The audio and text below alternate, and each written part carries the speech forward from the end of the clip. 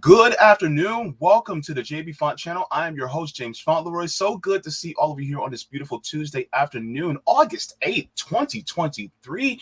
Man, it is a beautiful day in the neighborhood, a hot day in the neighborhood. But anyway, good to see all of you here. The Jaybefaunt channel is available on all major podcast platforms, so go ahead and subscribe to me there. Also part of Revolutionary Blackout Network, so you can find me there on Sundays, Tuesdays, and Thursdays. Good to see all of you here, and I will get to all the house cleaning stuff in a little bit. But without further ado, I would like to introduce my special guest for today. He is an activist, comedian, political commentator, and to be honest with you, I'm a little jealous of how perfectly coiffed his hair is. The young version of King Trident, Lee Camp, is with us today. Good to see you, Lee. Thanks for having me, man. Yeah, like it's 1 out of 10 times does the hair look like it is meant to look. Like it's most of the time it's just madness, pure madness. So, well, speaking of madness, I mean, we were just talking off air about Florida and how madly hot it is. And to be honest with you, the difference between outside and my armpit, the lines are very blurred right now. So, you know, a lot of people call Florida the armpit of the nation. So, well, is that all they call it? Because trust me, I can come up with better analogies than that. But, but one of the first questions that I actually have for you that I wanted to get into, and this really is about your political evolution. So, some know you through the important work that you do through political commentary and advocacy. Others know you through the work as your work as a comedian. How did your political beliefs evolve into the values you have now, and how greatly did it shape the content of your comedy? Yeah, well, you know, similarly, a lot of people ask me, like, which came first, the activism or the comedy? You know, was I a young activist looking for various ways to be active, or was I a young comedian? It started out as pure comedy. I just wanted to be a comedian. I wanted to do the Seinfeld path of making fun of the shit you see on your desk or in your refrigerator.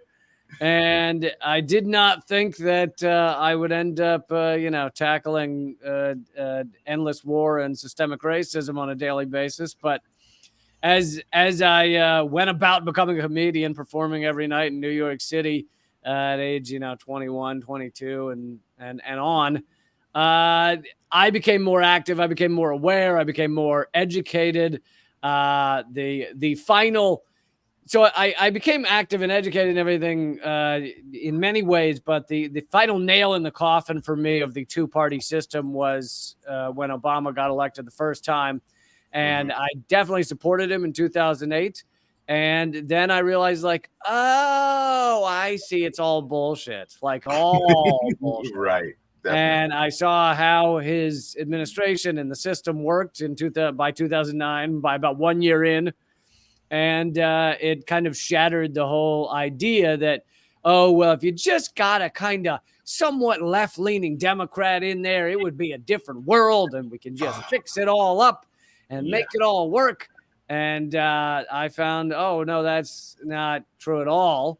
And instead, you'd have this so-called left-leaning Democrat bragging about how much oil pipeline and how much he's done for oil exports and endless wars and bombings in 7 countries. And his final year in office, the year when he could have been going against the military-industrial complex, he dropped 26,000 bombs, or the Pentagon did while he was there. And so, that's the most left wing you can hope for on our system. So it kind of blew it all up for me. And I went from there. I mean, my most of my stances, though, have not really changed since that time. Like, maybe some tiny specifics, but in general, I've been saying the same shit since 2009, 2010. But that doesn't stop people from acting like I have made some kind of crazy pivot because they find one topic they don't like, that it's amazing how many people will claim to be watching my stuff a lot. And then suddenly they'll see one of my clips on climate crisis and go, I can't believe you suddenly decided to believe in this. It's like, dude, I've been talking about it for 15 years at least. 15 years and you ain't heard a word I just said. Yeah. It is amazing when you think people claim to watch all your stuff and they haven't gotten a word. Not a word is sunk in to the thick skull. Yeah, it's almost like you have to be look, hey, listen to what I'm saying.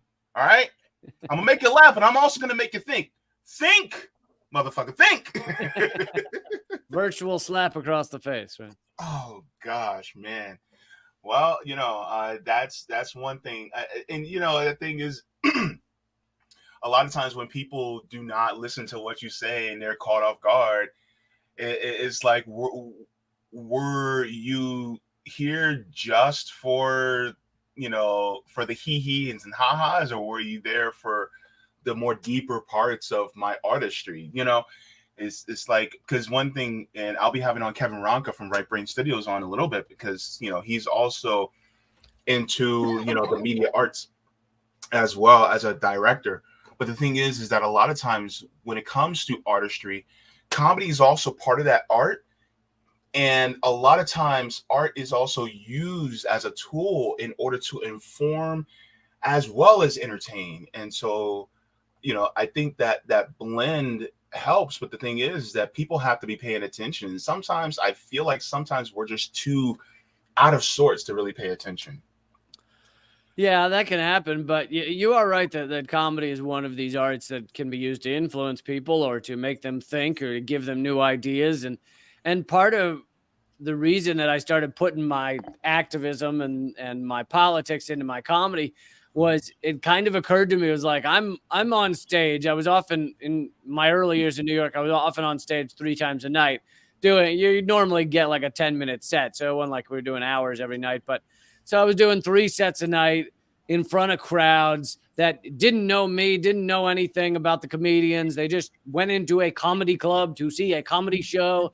And so you were not preaching to the choir. You had all sorts of people, especially in New York City.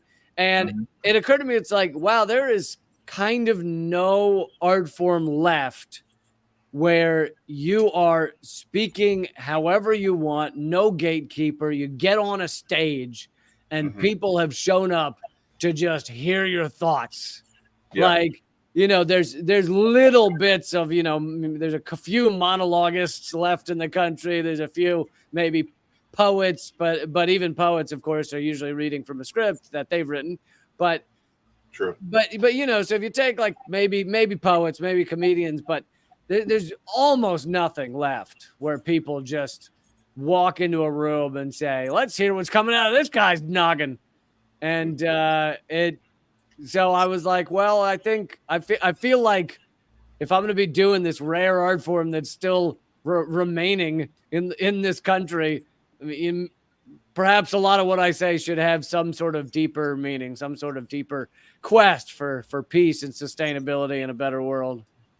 Yeah, I fully agree. I feel like as we descend into the madness that is fascism, that really the person who tells the emperor they have no clothes they're the ones who are basically sent to the dungeon, to the ones who are basically the court jesters of our society that points to the king, so to speak, and says, all the things that we've been thinking, you can't really do it, because then that means that you're challenging the actual status quo of the system that keeps us in the point that we're in. Which is why I really do feel that comedians, especially ones that punch up, are in more rare form today, which is one of the reasons why I actually want to thank you for the work that you do, because you consistently punch up at the system and at institutions that are really just horrible for all of us, mankind alike. So thank you. I appreciate that. That's what I always try to do. I mean, it's interesting that on one hand, people go, well, this is a real boom time for political comedy. The Daily Show's so big, and there's so many other shows out there. For a while, there were several different news comedy shows out there with John Oliver and Samantha Bee and these things. And people would talk about like, well, look how influential comedy is. And I'm thinking, and don't get me wrong, like Daily Show was pivotal in me kind of learning comedy and growing and everything. And I definitely worshiped it in my early years of comedy and stuff. But in general, it's like, well, yes, they are informing people perhaps to a better degree than our news is. But at the end of the day, they're still staying in that corporate wheelhouse. They're still inside of the allowable talking points, or they wouldn't be on those networks. And so as people would give me that compliment of like, of being part of that tradition, at the same time, I was like, yeah, but also there's a bit of a difference between what I'm doing, which is completely not allowable on our corporate airwaves, and what many are doing, many others are doing.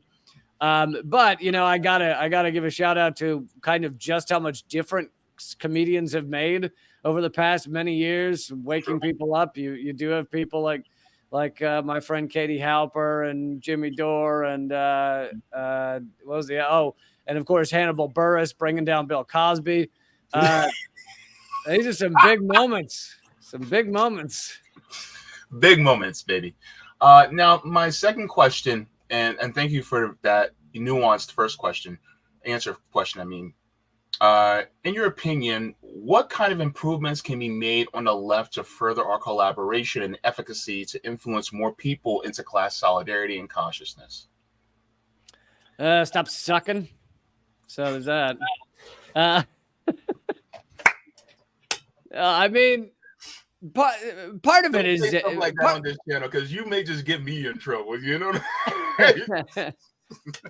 But part of it is that. Part of it is to have more of a game plan, to think things out and not always be on a back foot reacting. And that is definitely part of the game plan of the ruling elite, is if we're always reacting, if we're just always trying to get activists out of prison for stuff they shouldn't have been locked up for and stuff like that. I mean, I'm not saying we should be doing that, but if that's our only pursuit, then they're kind of winning, because we're running around just trying to, get Julian Assange out of prison and shit. So you definitely have to be able to do that while also having kind of larger game plans. But I'd say if I were to nail it down to one thing, is about uniting, is about working together on these issues, the issues that we can work together on, because the internet and maybe it's specifically social media, but it really fosters an environment of just hatred and bringing down. Now, of course, I'm screaming at people all live stream long. Like I do a lot of attacking at the mainstream media and everyone else that is enforcing this status quo. But I also try and highlight a lot of where people have come together, where workers are coming together, solidarity. I know Revolutionary Blackout Network has done a good amount of that, talking about workers coming together and the strikes across the nation and things like that. I think if we can do a better job of highlighting coming together rather than just like, let's split it all up. Let's see how many ways we can fracture all this shit. I think that would make a big difference. And of course, that's when you truly become dangerous is when you start telling people to unite. You know, that's when the Fred Hamptons of the world get assassinated, and the Martin Luther Kings, when they start telling, you know, white and black and poor and middle class to get together. That's when it gets dangerous. Yeah, definitely. And that's a really good point. I appreciate that, especially how, we have to, build a coalition so that we don't suck anymore. So I appreciate that. So my next question that I have is having to do with the presidential race that we're going through right now. Of course, you have people like, Dr. Cornel West, RFK Jr., Marianne Williamson, Ramaswamy, I forgot his first name, Vivek Ramaswamy. And then you have people like Donald Trump, Ron DeSantis. What are your thoughts Who's this young Donald Trump whippersnapper? Can you tell me a little more about him? What's God, Ron DeSantis? No, I'm just kidding. Oh, please do not make me throw up a little bit in my mouth on my own show. Yeah. No, I of course know all about those clowns, but anyway, go ahead. Yeah, that nobody really wants to hear about that hemorrhoid. But speaking of hemorrhoid, let's be sensitive. I think it's themroid. No. Between him and Biden, I mean, my gosh, they make your ass itch in all the most horrible ways imaginable. But what is your thoughts on the recent opinions regarding RFK Jr. And his thoughts on Israel, Palestine? And do you think he could be swayed by journalists like Max Blumenthal? So you basically mean swayed by facts? I'm just saying.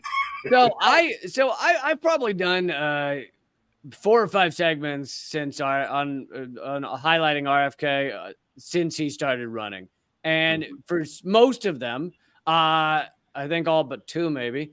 So I've probably done 5, and probably 3 to 4 of them are highlighting the third rails he's grabbing that presidential candidates in the main 2 parties especially are not allowed to talk about. Things like going after big ag, or things like separating the corporations from the state, which is what we have. We have, the colloquial term might be corporatocracy, but inverted totalitarianism. And so I'm highlighting those things in a positive way. But the negatives of RFK Jr. are really adding up now. First of all was when he said he'd take money from absolutely anywhere. He basically put a big for sale sign up on his forehead and said, yeah, I need money from anywhere, any corporations, anyone else wants to send me money, just send it away. And it's that we know how that system works. We've seen that system. It always ends in the same way. But beyond that, yeah, so to get to your Israel question, he has just been atrocious on Israel. And it's not even like there could be a kind of defendable area where if he were saying, look, Israel, the bullshit line about Israel has a right to exist, but I don't know a lot about it. And, I think we go too hard on Israel, but I don't know a lot about it. Like he could have charted out that kind of weird territory. And instead he has gone full on into just spouting the farthest right wing crazy propaganda that just a Wikipedia search or two is wrong, is not true. All kinds of crap about Palestinians getting streets named after them for killing a Jew anywhere in the world, and all this stuff. Like, it's just garbage. The other day he said that Israel gave back the Golan Heights to Syria, even though Golan Heights is still occupied to this day. So it's just right-wing garbage. And to me, what it shows is either that he's lying, in which case he's willing to just lie because he thinks it's the easiest way to get elected is to stay in that pro-Israel camp and take money. He's got to be getting money from the big Israel donors. But I think the other thing is, if it's not a lie, then it's just how easily he's manipulated, how easily someone said to him, hey, look at this. And he said, okay, sure. So either one, is a giant indictment of kind of everything he is supposedly fighting for. Yeah, and my thing is that if he can easily be swayed by the Israel lobby, then he could be swayed by the Joint Chiefs of Staff. He could be swayed by the CIA. He can be swayed by the Pentagon. He can be swayed by Raytheon and Northrop Grumman. Oh. And so the thing is that it's like, if you can be swayed by those, what makes you think that I'm going to be able to trust you to stick to your guns when it comes to other issues that you may sound very good on, but you can be swayed on this? So yeah, I think that's true. And you mentioned the CIA, which is another weird one. On one hand, he's said something that is very dangerous to say, which is that he's basically said his uncle was killed by the CIA, JFK. And, that's a dangerous thing to say. But on the other hand, he also seems to very much defend the CIA, where he says, oh, I would fix it as president, but my daughter-in-law's ex-CIA, and the CIA is filled with thousands of wonderful, brave men and women. And so he just basically says, oh, they may have assassinated a president, but they're still good folks. Like, it's a bizarre take. It's a hot take. They can shoot somebody on Fifth Avenue and they wouldn't lose any votes. What does that sound like? True. Gosh. Anyway, we can go all day on that one, because that just, I was just like, what? I mean, there's some very sus. Even me saying that is just, even me saying that is putting it lightly, but it's whatever. My next question is, what do you think the chances of Biden making it to the general election without being replaced by Gavin Newsom? Because let's be real, Gavin Newsom's running a shadow campaign. I'm thoroughly convinced of that. My comrade Sabby Sab, she talked about it as well on her channel, that she thinks that it's a shadow campaign. He is going to be having a debate against Ron DeSantis during the presidential election season while Ron DeSantis is running for president. Why in the world would you want to debate him if you're not running a campaign? Your thoughts? Yeah, it's very possible. There's been a lot of talk of Gavin Newsom. I mean, Biden is he's having trouble putting together whole sentences, but he's also having trouble just walking into the room. And so I don't, like, even without just joking about it, I don't know how you fake that presidential campaign if the guy can barely give a speech, even from a teleprompter. I don't really know how you do that. So it is possible that they're kind of just prepping this. It's also possible that they're just thinking, well, we'll have Gavin Newsom in the wings in case something happens, in case Biden dies, in case Biden falls off a stage and bashes his head. Like, who knows? But you basically will just have him ready. He'll be the understudy. He'll be waiting in the wings. So it might not necessarily be like the whole Democratic establishment just knows that it's going to be Gavin Newsom. But I mean, to be honest with you, I honestly do think that somebody brought this out. I think it was on the Savvy Sab show, was that they think that Joe Biden is going to become the nominee. And then as soon as he becomes the nominee, he steps down and then chooses his successor, that being Gavin Newsom. Because we all know that Kamala Harris is not going. See, you're allergic to Kamala just like me. See, when she tries to step, I honestly think they had that conversation already. Like, Kamala, you're not going to be the next president because nobody likes her. Yeah, and Gavin Newsom has some popularity in California. Yeah, I mean, I do think that they absolutely would use the new nuclear option that they put into the DNC's bylaws. It was basically after Bernie's first run, so it was maybe 2018 or somewhere around there. They put in a new thing into the bylaws that the DNC chair could stop any nominee from being the nominee if they were not shown to be democratic in their writing and speeches, shown to be really part of the party. So I think that they would, now it is a nuclear option because it would piss off the entirety of the voters that had voted for this person in the primary, but I could see them using that nuclear option against RFK Jr. If he were to win the primary and basically he's supposed to be the nominee for the DNC, they could point to that and say, well, he's not democratic enough, so we're not picking him. And it would blow up their system, but they might just do that rather than have, I don't know, RFK or someone as the nominee. Gotcha. Now I have my final question. This isn't even my final form. Okay, final question is the West African nations of Niger, Mali, and Burkina Faso have given a middle finger to the West and are pushing their own self-determination and sovereignty. What sequence of events do you think that may happen by the hand of the West, particularly the U.S. and France, to put these nations back under their yoke? Yeah, well, the U.S. has a lot of different tools in the toolbox for cooing or re-cooing countries that have stepped outside of their control. Obviously, France is very involved in this one as well. But the thing that the U.S. and France have already talked about sending more troops. Now, of course, the U.S. has a base there, so technically it already has troops. The U.S. already has troops in Niger, but they've talked about sending more troops to, keep the peace or whatever terminology they use, bring democracy to invading a country.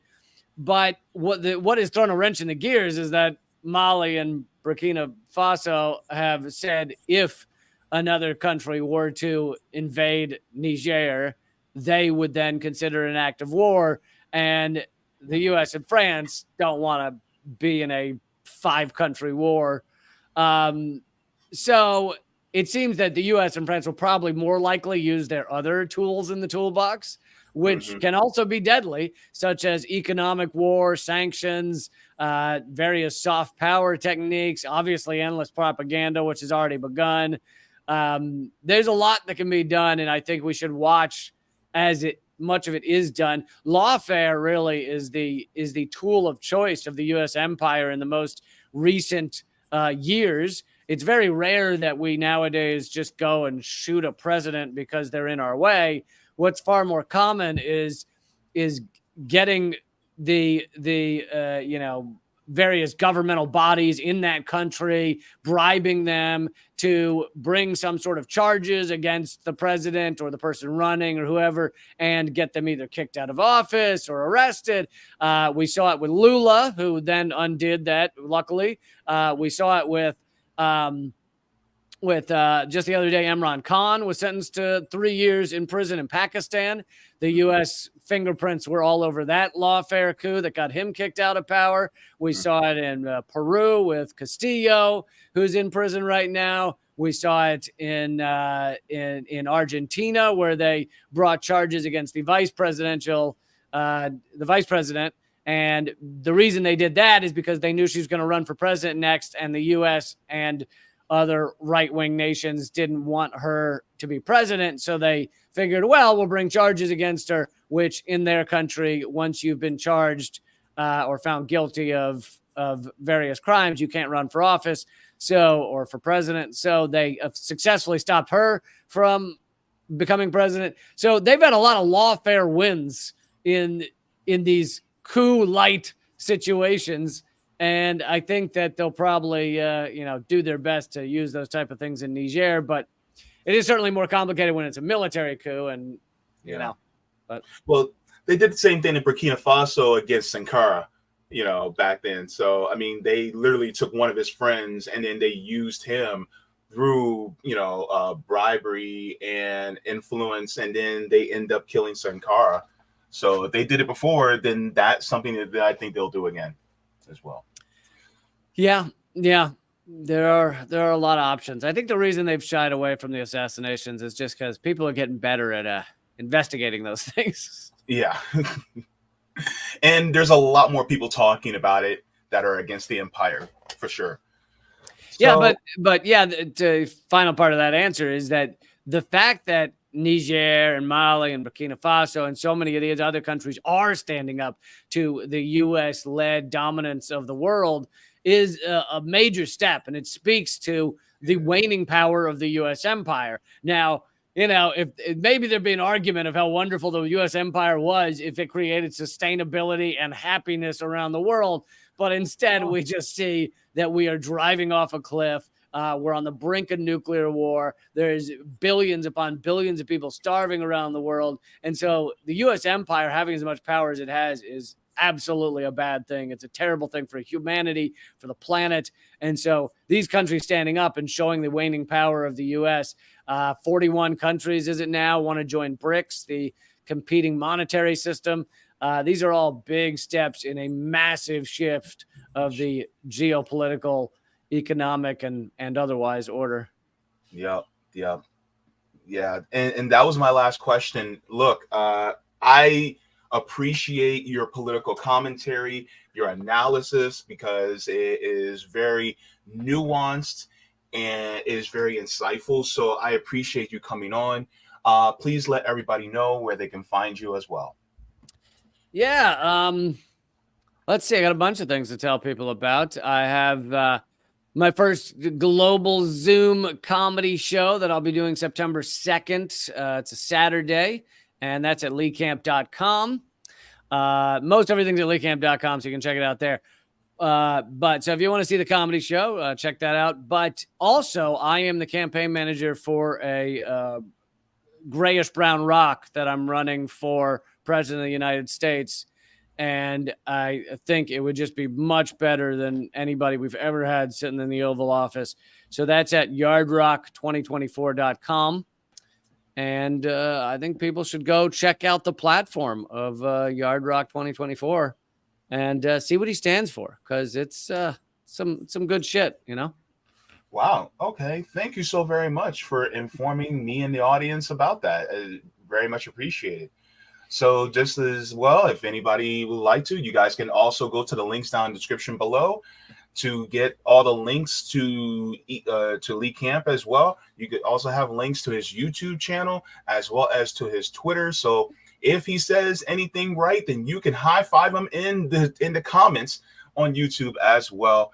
Lee Camp, it was a pleasure and it was a privilege to have you. Thank you so much for coming. You're too kind, man. I really appreciate it, and I wish you all the luck with your show as it continues. So, thank you so much. Take care. Thank you. All right, bye-bye. Okay, that was a great conversation. Look, I'll be honest with you. If I could have had him on for 2 hours, I would have, but I wanted to be respectful of his time because he's a busy man. He has a family, so got to respect that. But I appreciate him for coming on. Good to see all of you here today. If you guys have not already, give me a like for the stream. If you guys have not, and if you guys haven't subscribed, then what's wrong with subscribing? You guys can go ahead and do it. It's no big whoop.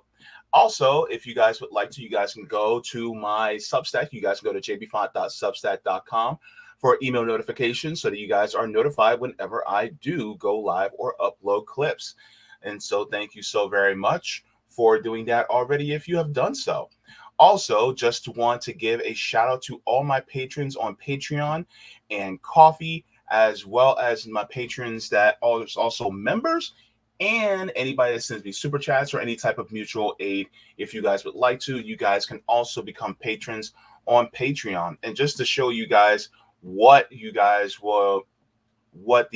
tiers are on for Patreon, let me show that to you as well, because this is also something that a lot of people just don't realize. So you can become a member. You have Solidarity tier. You have Comrades, Jaybefaunters, Super Jaybefaunters, and Super Duper Jaybefaunters. So you guys can, if you guys would like to, become patrons on Patreon. You become any one of those as well. So thank you so very much. As per usual, whenever I do go live, I also want to say hello to all the people who are in the chat, just so that I can give my salutations. Say hello to the fam. All right. So let's get in here. First, we have Terry Connolly coming in saying, hello, JB and Lee. Good to see you, Terry. Nice to have you in the chat. Krona Ursa saying, hello. Good to see you, Krona Ursa. Oreo Ferrer says, hi there. Hello. Good to see you. Waddy's in the chat saying, hey, everybody. Good to see you, Waddy. All right. We have Miguel coming in saying, peace. Miguel's always the peacemaker. All right. Coming in here. Good to see you. Sweary Fairy, who is a JB member, coming in. What is that? What is that? Is that olive branches and fire? Or is that something green and fire? What you doing, Sweary? What you doing while watching my show? Mm-hmm. All right, we have Gamer for Life coming in with his plant on there. Good to see you. Christopher coming in saying, Lee Camp, absolutely. Thank you so very much for tuning in. The Quantum Alchemist coming in saying, hi, Quantum Alchemist. Good to see you. Sebastiano coming in with volcanoes. Sebastiano, bring that fire. So good to see you also in here. Waba Cohen says, we don't need the internet. I guess you said we don't need the internet. We need Marx. Lenin died, not need the internet and need net jets. Do we? I don't understand what that means, but thank you so very much for coming in as well. Nadia says, cheers, comrades. Good, and giving hellos to everybody. Yeah, in different languages. Good to see you. I see Ho Chi Minh and Fidel Castro. Good to see you also as well, Nadia. Mouse coming in. Mouse coming in saying, hey, you comrades. Good to see you, Mouse. All right. Got some smiling faces in here. We have news and analysis with Arturo coming in saying, what's up? DeSantis is a scumbag. Richard DeVos is a scumbag. Oh, we're going to get into that. Ooh, that story is going to be good. I'm telling you, believe me, this is a stirring. Not story, stirring. All right. Ravina says, LOL. Good to see you, Ravina, coming in. All right. Good to see all the new people coming in to say hello on the channel. The Maverick says, hi. I will let you know. In all my successful battles with Stooges, I've only been using 10% of my power. Lives here.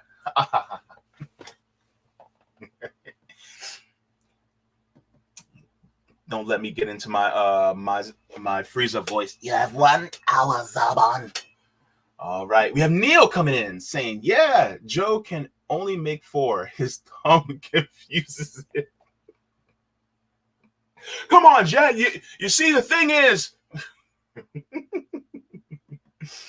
Oh, gosh. Look, I don't have any problem making fun of war criminals and fascists. I have no problem. This is why I will make fun of Donald Trump. I will make fun of Ron DeSantis. I'll make fun of Emmanuel Macron. I'll make fun of Benjamin Netanyahu. I'll make fun of them all, man. And billionaires especially. I'll make fun of y'all too. Veracity says, LOL. Good to see you, Veracity. We have Adam coming in. And let me do one more. Let's see if I can get somebody in here. Killian Grigors is also in here. And Norman Keena, good to see you. I did 2 more instead. I lied. Anywho, all right. Whoever, good to see you. I caught you at the end.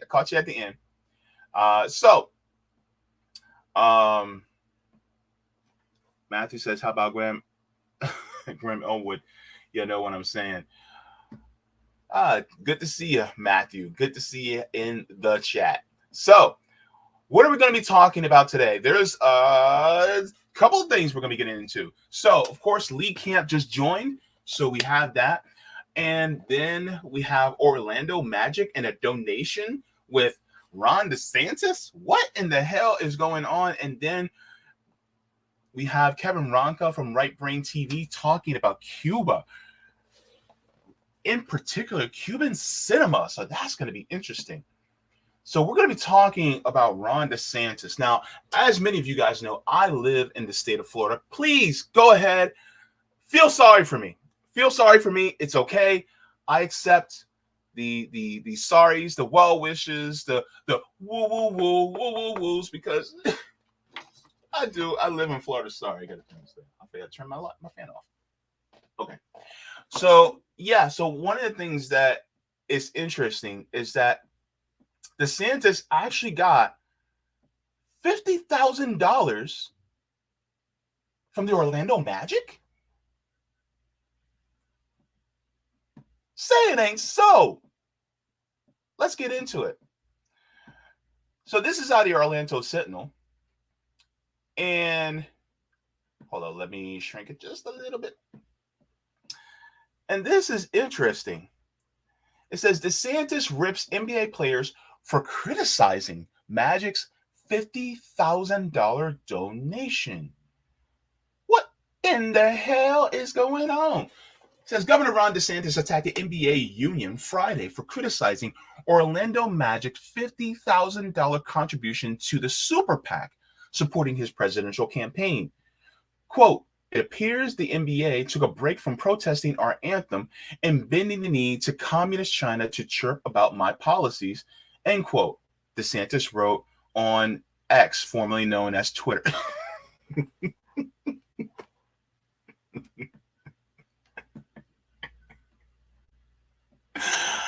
Oh, gosh. It says the Magic, owned by Dan DeVos, whose family are longtime Republican donors, gave the money to Never Back Down on May 19th, a week before DeSantis announced his campaign. Betsy DeVos served as President Trump's Secretary of Education. The National Basketball Players Association, the union representing NBA players, called the Magic's contribution an alarming given recent comments and policies of its beneficiary, DeSantis. First of all, I didn't mean to take that away. But first of all, one of the things I actually want to ask is, I thought that the DeVos family was loyal to Trump.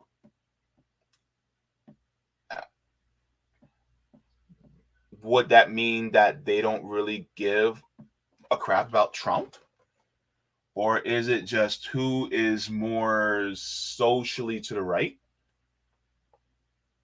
I mean, as far as right-wing concern, we all know that people like Ron DeSantis are more corporate friendly in his rhetoric, versus Trump tries to have more of a populist message regarding people. But we all know that Donald Trump is just as corporate as DeSantis, is just he hides it better. But one of the things that you also have to remember is always follow the money. Because when you look at the billionaires and the super rich like the DeVos family, look at who they support and look at who they get behind. Look at who the super rich back. Would they back Trump more, or would they back DeSantis more? That's an interesting question that I would actually like to get some responses from many of you who are watching in the live chat, or those of you who are in the rewatch. Put your thoughts in the comments.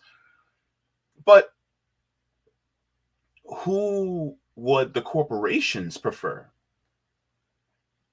And through answering that question, that will give you the answer as to who would win the Republican primary. And I'm going to be honest with you. I'm going to give you guys an early prediction now. I think Trump is going to win the Republican primary because overwhelmingly the people in the Republican Party are going to want Trump again, partially because technically, financially, they were actually doing a little bit better under Trump versus Biden. Number one. Number two, Ron DeSantis has no personality. Like, real shit. Like, this guy is, like, no charisma. Like, for all of Trump's flaws and the fact that he is just a horrible person in general. Between him and Biden, it's like Freddie and Jason. But at least Trump has more charisma than DeSantis. But that being said, because of that charisma, I think that more people will want to go with Trump. So the RNC basically going the direction of DeSantis, which is probably something that they would like to do, they would get railed by the Republican voters because they want Trump as their champion instead of DeSantis. However, because rank and file Republicans do want Trump, to be honest with you, as far as DeSantis goes, I think that's who the corporations would want. Because even though Trump is pro-corporations, he gives this air of wanting to be populist, versus DeSantis is pretty much fully in the tank and really doesn't give a shit about even what Republican voters want. He's just a corporate stooge through and through. You know what I'm saying? Like, one's a corporate stooge, but he wants to please the people, or not please the people, but he wants to be pleased by the people. And then another is just a corporate stooge through and through, where he doesn't care about being pleased by the people. But, you know what I mean? Does that make any sense? Anywho, so let's go back into the article. It says NBA governors, players, and personnel have the right to express their personal political views, including through donations and statements. However, if contributions are made on behalf of the entire team using money earned through the labor of its employees, it is incumbent upon the team governors to consider the diverse values and perspectives of staff and players. That was the National NBA Players Association. So that's basically what they said. It says Magic donation does not represent player support for the recipient. Magic spokesman Joel Glass said on Wednesday that the contribution was made before Governor DeSantis entered the presidential race. It was given as a Florida business in support of Florida governor for the contribute prosperity of Central Florida. Glass had no further statement Friday. Of course they're going to say it. It's plausible deniability, right? So basically saying, well, it was before he ran. What's the problem? It wasn't a political donation, just support for him doing what he can for businesses, even though it was literally like a week before he actually announced his running. And we all, look, everybody and their mama knew that Ron DeSantis was going to run for president. We knew. You guys tell me I don't look at that melted ice cream ass face and tell me that man wasn't thinking about running for president already? Come on now. Please. He definitely wanted to, and you knew he was going to. Look. That's like you as a dude, you got a girlfriend, and then she looks through your phone and she sees that you sent a dick pic to another girl. And then she's like, what is this? And like, oh no, I had a mole and I wanted her to check it out. She's a nurse. I may have been born at night, but I wasn't born last night, boo. We all know exactly what this is. Let's make it make sense. Lord and Lord. These people really take us for fools. Jeez Louise.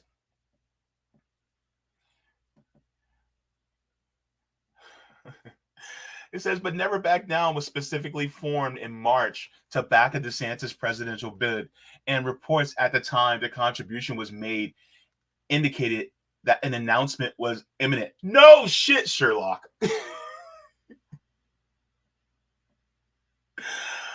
Okay. So, and the funny part is, most of the players in the NBA are black. And this latest move from DeSantis in regards to the curriculum about chattel slavery in the state of Florida really just it's a slap in the face to a lot of the players who make the majority of the teams that are black. I mean, it's crazy. And so it's like that's like having an organization that's full of black people, and then it's like, okay, so I'm gonna make a donation to the KKK on behalf of the NAACP. Like, what in the hell? It's crazy. So besides that, there's also another angle that I would like to share with you guys, and this is actually going to be interesting as well. So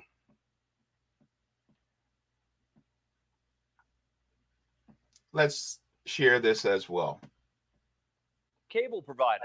And don't forget to click the red. Oop, went to the end.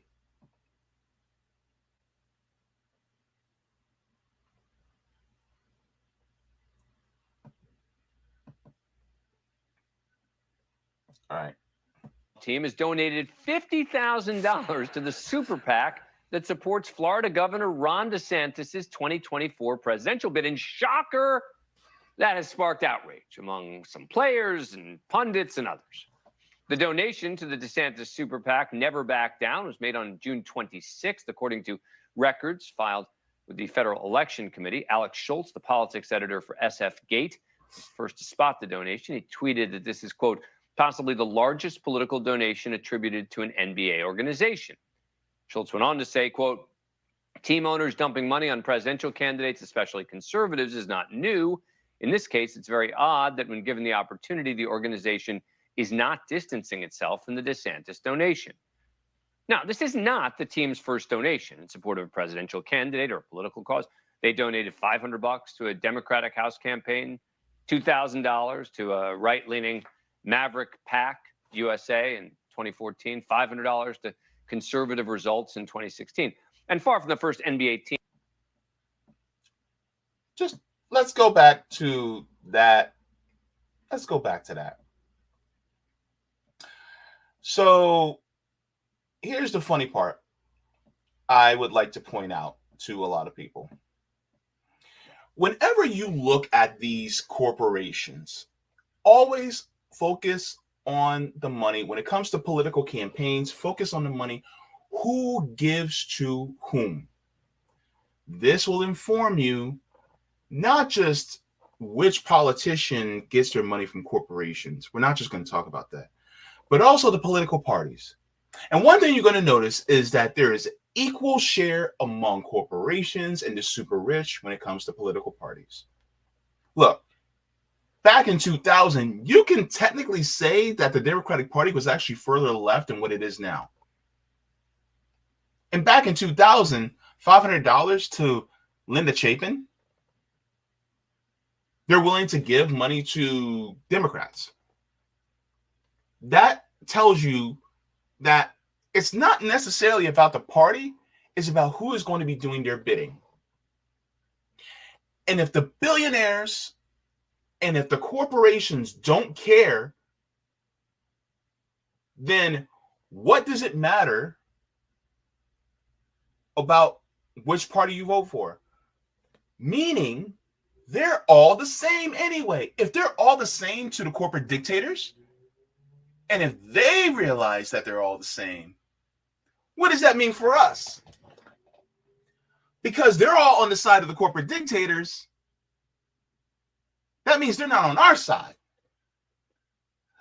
So why are we sitting here going, well, this person's running in the Democratic Party, but I like their policies. This person's running in the Republican Party, but I love their policies. What does it matter? Their policies don't mean shit, because the thing is that the party and really the people in power are not elected, they are selected. Keep an eye on who, look, I say this before and I'll say it again. websites like opensecrets.org is actually a wonderful resource, because that will inform you that neither party is really there for you. They never were. Well, okay. I'd say probably after like 1960, they never were there for you. They actually had to do something back in the day for you. But now, nah.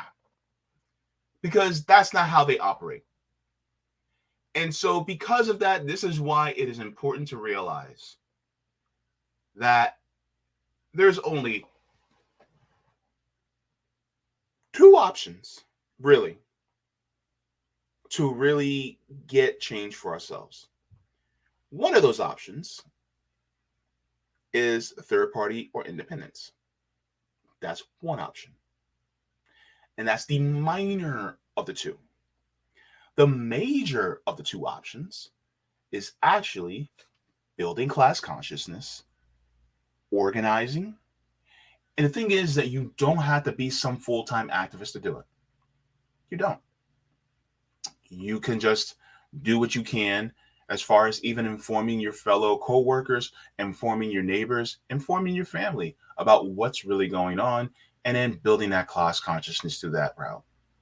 And then maybe, just maybe, share channels like this, share channels like RBN, share channels like Savvy Sabs, or Lee Camp, or Ron Placone, or Indie News Network, do dissidents. It doesn't matter. The thing is that you're building that class consciousness and you're helping people to be more informed in what they are. Black Power Media, the Left Lens with Danny Haifong, Black Agenda Report, send them articles from those sites. That's how you do it. And just post it up on your websites or on your social media. Let's continue. And far from the first NBA team to have donated to a presidential campaign. In fact, according to a report by The Ringer in 2020, over 80% of political donations by NBA owners had been in support of the Republican Party. But what's odd here is the amount, the timing, and the bedfellows. I mean, the Magic is sponsored by DeSantis foe Disney. Their logo sits prominently on team jerseys.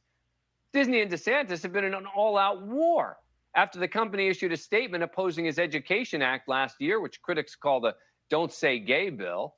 And now there's Florida's new policy where public school teachers are required, as part of a much larger curriculum overhaul, to teach middle school students that slaves, quote, developed skills which in some instances could be applied for their personal benefit. Oh boy, that's a clusterfuck.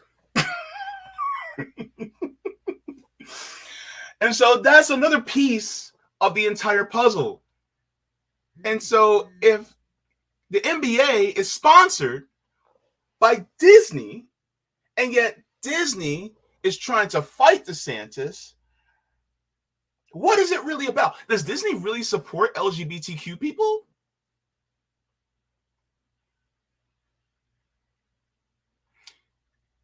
Always look at the corporations.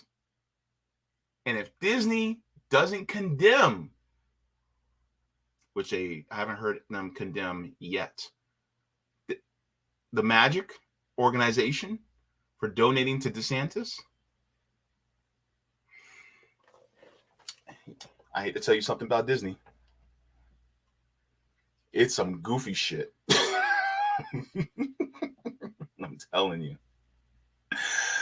So yeah, that's one of the things that, just be cognizant of what's going on. The fact that the NBA and the fact that that Disney is doing this, it's wild. It's ridiculous. And so I want you guys to, be, up to speed on that, because no matter what, and a lot of times you'll get organizations and players that will speak out on certain things. But the question is, you got to remember, these players are just workers.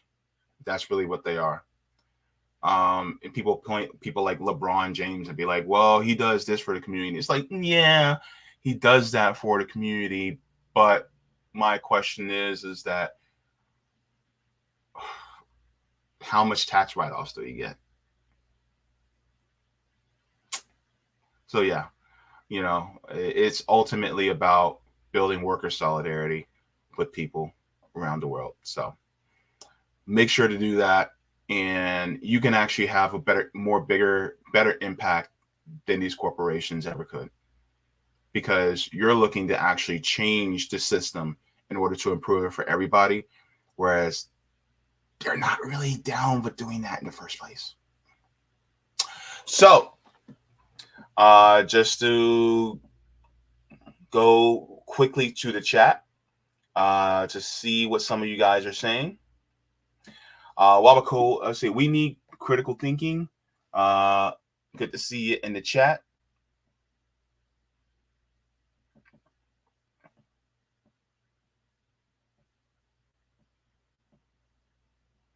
Everybody's saying hello to everybody.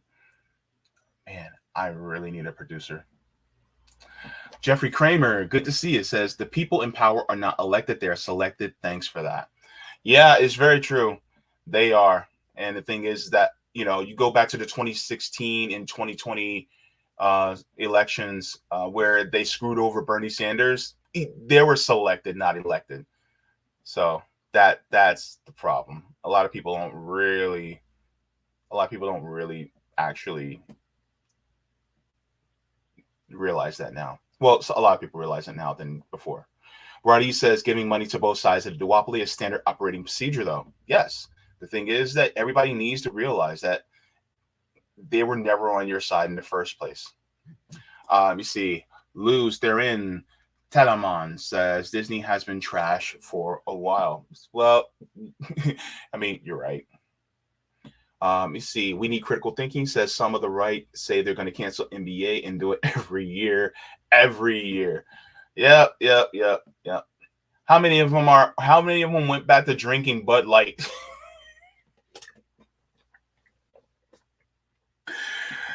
Oh my God, you should be just canceled just for drinking that piss, in general. I don't care. By the way, to my trans family, like, what are you doing endorsing Bud Light? Like, holy crap, that stuff is horrible. If you're going to do it with a small company that actually has good, a good brand. Like, don't do it with these big ass, nasty ass corporations that are going to screw us over anyway, and then just have rainbow flags when we have pride. Like, the hell? Come on now, y'all smarter than this. Come on now. Just Me says we need those people from Alabama boat to beat down these corporations. Yo, I should have brought my foldable chair really quick. That would have been classic. Oh man, I should have brought that. Lee Camp would have actually cracked up over that one. Oh man. Oh geez. Matthew says, I think there's a lot of sports team owners who have donated to politicians. Of course, that's the way they are. So yeah, don't want to keep my guests going on for much longer, but just wanted to make sure I got in a couple of chats in. Hey, Kevin and Mark, if you guys are ready, give me a thumbs up and we will get going. Perfect. We have Kevin and Mark joining me from Right Brain TV. Kevin and Mark, so good to see you. I met you, Kevin. We have spoken many times before. Mark, is good to finally meet you. Yeah, you too, JB. Love the show. Thank you so very much. Good to see you, Kevin. Good to see you, man. Yeah, Mark's the behind-the-scenes guy, and it's great to finally. I mean, he's actually living with me right now, but we also wanted to make this his big debut. So thank you so much for having us on. Awesome. Hello, everybody. Go in the chat. Go ahead, say hello to Kevin and Mark. Now, of course, Kevin, Mark, you guys are basically the brains behind Right Brain TV, which is a streaming platform that focuses on cinema. And when I mean cinema, I mean cinema. A lot of these really, dare I say, films that would be banned or sometimes are banned in the United States because they go against the grain, especially when it comes to right wing or capitalistic political hegemony, or it goes against the grain as far as social norms. So you guys are actually focusing in on what's going on in regards to Cuban cinema. So if you guys can talk about that as well. Yes, so I just want to say one of the ideas of the website is I think that a lot of anti-imperialists, you can call them leftists, we try to avoid the left-right dichotomy so everyone feels welcome on the site. You never know who could come in and watch something and change their viewpoint. We only ask that people who come on the site have an open mind and so and accept the fact that truth is not absolute. But for me, one of the visions of the website when it came to the stuff, not the stuff we make, like we made the Rome doc, but the stuff that we curate and we find people who subtitle these sort of lost films is the one thing that I think the anti-imperialist anti-war movement misses as a weapon, right? So you have protesting, you have direct action, you've got the YouTube media now. You guys are now the media for the anti-war movement. These are all weapons. Then you have actual weapons if that's the kind of revolution you're talking about. But I think what a lot of leftists and anti-imperialists miss is cinema is a weapon that there's not a single revolution that's been successful except a few in Africa because of complete lack of access to equipment. But there's not a single revolution worth its weight in the last since the invention of cinema that didn't understand and use cinema as a weapon. You can look at Cuba, who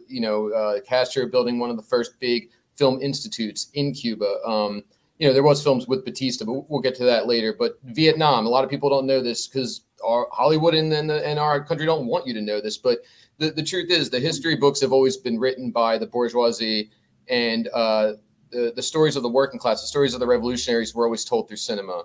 Because all you need is a camera and not a giant printing press, which is what you would need back then. Yeah, and I mean, even the Soviet Union. I know Lenin. Apparently, he wasn't a big fan personally of films, but he completely understood their propagandistic value. And if you look, they immediately, upon winning the revolution, got started on making films. And one of our favorite filmmakers over here is Sergei Eisenstein, and he did a lot of. Basically 5-10 years on, look backs at the revolution using cinema. And it was supposed to be not only an inspiration, but a learning lesson for, that nascent movement that was still so young. And it's just a huge part. If you're trying to build culture, which is what a lot of politics do, especially you take over the government. Cinema is going to be your first step. And on the other side of it, like Hitler understood this. In Germany in the 30s and 40s, they immediately captured the German Hollywood and made it UFA. And yeah. Going off that, I mean, it's disturbing to think not only did the U.S. hire Nazis after World War II, but they were heavily influenced in films like The Lion King and Star Wars that stole actual frames from Leni Riefenstahl's film Triumph of the Will, which was Hitler's movie. He basically got his favorite DP in Germany to direct it. She ended up going to Hollywood later, and I think she even walked the streets of Disneyland, but under Hollywood helped try to rebuff her image and make it seem like she was sort of like, she didn't like Hitler. She was forced into it. But if you look back, she actually was totally. But what's interesting is she was an amazing, I'm not saying this, I'm saying the truth. She was an amazing cinematographer to the point where even today they study. So like cinema is a language. And this is why I think it's not just an art form. Like, yeah, of course it's an art form, but paintings and things like that. Sure. You can look at paintings from countries like Burkina Faso, I'm sure even and learn a lot, but cinema is poetry and motion. It's the combination and molding of all arts. You need sound designers, you need musicians, you need a camera guy, you need there's so many art. It's like a composer. There's so many art forms that come together instead of just one person painting. And the thing that's interesting about cinema is it's a language. It's a language without borders, as long as you have subtitles. So you could watch a film from, say, Thailand, and you may not know anything about Thailand, but they can still communicate things that are not vocal. Like they could say things with how they're framing things that is telling a story that can break down that barrier between different cultures. I can watch a Thai film, and by how the camera's used and the mise en scène, they're saying something to me, and I can read it in a way that you wouldn't be able to if you bought a book that was in Thai. You don't even need subtitles, honestly. Yeah, and a lot of times that's so. Like with Leni Riefenstahl, Hitler's DP, she realized that by the way you frame the camera can psychologically affect the viewer, and they used it for evil, but having Hitler perched upward gave him this feeling of power and looking for down long on the distances. people. And that's something that was used later with Star Wars. Like you could find frame by frame comparisons that they actually took. All those stormtrooper scenes are 100% Yeah, out of so yeah. So you need to be doing that on the other end. In Vietnam, with Ho Chi Minh, a lot of people don't know this. They had films. They were actually making war films during the Vietnam War. So they're in a country in crisis. And the United States is the villains in their films, as opposed to in America where they're peddling it. So you always need to be using film as a weapon, cinema as a weapon for good. And we've had trouble on trying to break through. We have our artist community, and some people have crossed over from Rome, but we just are hoping that we can bridge that gap between the activists and people that watch your shows and the people that are very interested in the modern times with the artists, you know what I mean, and try to mold it. Because for me, like it's good to watch YouTube shows and stay up to date, but the past is how we study the future. So watching a 60s film from Thailand that you may never find that we can put in front of you, or Vietnam, can tell you more about it than probably any history book, and definitely even your favorite anti-war podcaster. So I think that you need both. So we're trying to get this movement to embrace us as a sign of this weapon, because there's a need for it. I don't mean to rant, but the stuff I do see that covers film in this movement is not good. Like Left of the Projector, whatever that podcast is, I think they blocked me. Garbage. And I'll tell you why. You go on their channel and they're talking about fucking Rollerball and RoboCop. What about Battle of Algiers? Yeah. Maybe instead of covering white Hollywood films that maybe had some dystopian elements but were safe enough to get by, you show some of the films like Leela Khaled Hijacker that's banned in England because it's about Palestinian rights. I mean, and like, it was one of our early films. They came at me recently because they were praising A24, which I'm sure you heard of. They've done like Everything Everywhere All at Once, and they're like the big new indie thing, but they're not indie at all. It's all a marketing scheme. They're just as in bed with Hollywood imperialism as the rest. They sell their movies to HBO. They made Euphoria. They're $3 billion net worth, which is more than some countries' economies. They just got $250 million injected from venture capitalists. And they're also helping people scab at WGA. SAG. Yeah, so SAG right now is doing these interim waivers. Like, I don't know, JB, isn't a strike a strike? Doesn't striking mean nobody works? I mean, you're right. Yeah. Right. So in SAG, I didn't know this. SAG is 160,000 members. Now, some people watch this might say, oh, I don't care about the SAG and writer strike. But we need, even though what they're doing is, they're making propaganda, we still should want solidarity. My thing is, I think that the SAG and WGA, they're big Clinton people, a lot of them, they should be supporting railroad strikers. We should all be supporting each other. But either way, the reason SAG's struggling is there are 160,000 members, and the top 1% is all the A-list celebrities, like Tom Hanks, right? Those are the leverage. If Tom Hanks says I'm not going to work, a studio could shut down. But if some waiter who works 3 jobs and was in a couple indie films, because you have to join SAG, he's not going to have any leverage to bring a studio down by not working. So you need those 1%. That is your leverage. And so when A24 is able to convince SAG to give interim waivers, which means like it's a waiver saying we agree to your strike demands, let us keep making movies with your A-listers. It doesn't help the 99%. None of them are getting these like big waivers. So basically it's allowing the top 1% to continue to work. Cross the picket line.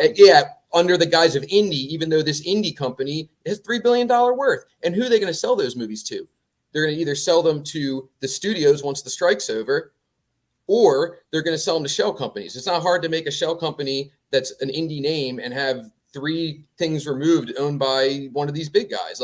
So in a way, you're completely diminishing all of your leverage by letting these people work. And Hollywood studios know that, like, shit, A24 is making some movies. We'll buy them. I mean, who do you think they're going to sell those movies to? So just to say that I just don't think that cinema is being represented very well in the left. There's dorks at the Vanguard or whatever, like they're movie buffs or whatever, but nobody's realizing like its power in a historical context, in a revolutionary context. Global, always global. Yeah, not doing a review of like a new horror movie and saying Barbie is or isn't left. I'm talking like, the Battle of Algiers, Eisenstein. I mean, this is the shit that if you like your channel and these people like all these YouTube channels, you would really love this stuff. I mean, you're going to get to experience, you're looking through, a lens is an eye. You're looking through the eye of somebody in Vietnam fighting the invader and making a movie about it.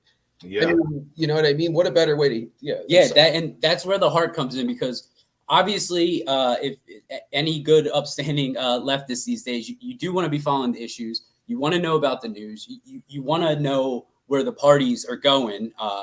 But you also you need that poetry.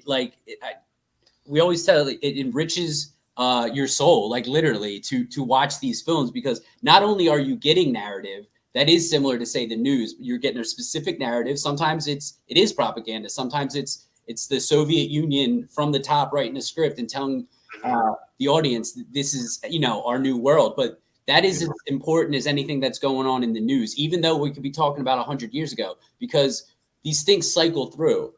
It's really amazing if you can sit down and watch films from almost any country in any time. Burkina Faso, even. Yeah. We find films from Burkina Faso. I mean, really. And these themes, they don't happen overnight, right? People want to be free. They want to resist. And sometimes they make it on screen. And there's so much power in it. And we want people to know that, you need your narrative and news, but you also need the art side of it, because it's not telling you how to think or feel. It's actually leaving it an open spectrum so you can actually insert yourself and say, what would I do? Yeah, and I think that, if you're going to be watching all this modern news, we make the case that you should come on our website. I mean, 40% of the content's free. Watch some of the John Pilger documentaries where he went to Cambodia and saw the aftermath of Pol Pot. And, you know what I mean? Like, these are eye-opening things that you're basically stepping into the eyes of somebody, who's really going out there. And I think that I'm hoping that there can be a sort of a molding of cinema and activism. And that's kind of where this Cuba thing came from. Yeah. I'm going to be honest with you guys. To anybody that's watching right now, that's passion. That is passion.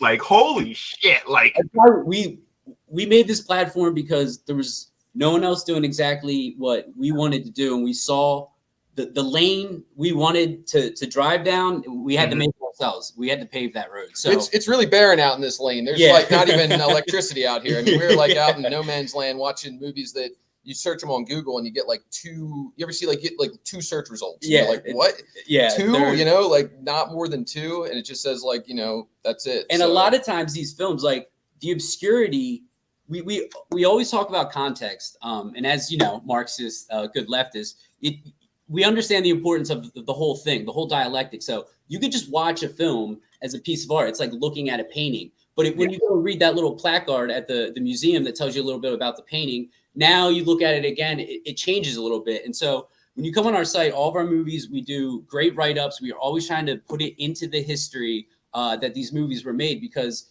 there is a means of production involved. These movies, they don't just hit the screen, right? Like in the Soviet Union, they had to basically go across borders and steal film because they were blockaded. No one was shipping Kodak film into the Soviet Union. Wow. They always say what the greatest thing the devil did. I think the greatest thing Hollywood did was convince people, that propaganda, and for the U.S. government, that propaganda is a bad thing and that they don't make it, because Hollywood makes the most propaganda of any country, and they sell it, and they have the largest studios to do it. But propaganda in other countries is not a bad word. It's an arm of any revolutionary movement. It's an arm of any, you know what I mean? It just means it's. I mean, and like I said, it like even if you're a dictator or an incoming president, like the moving image has so much power. And like Kevin started off with, you're combining sound and the color, like the color schemes in movies mean so much. That's part of the language, and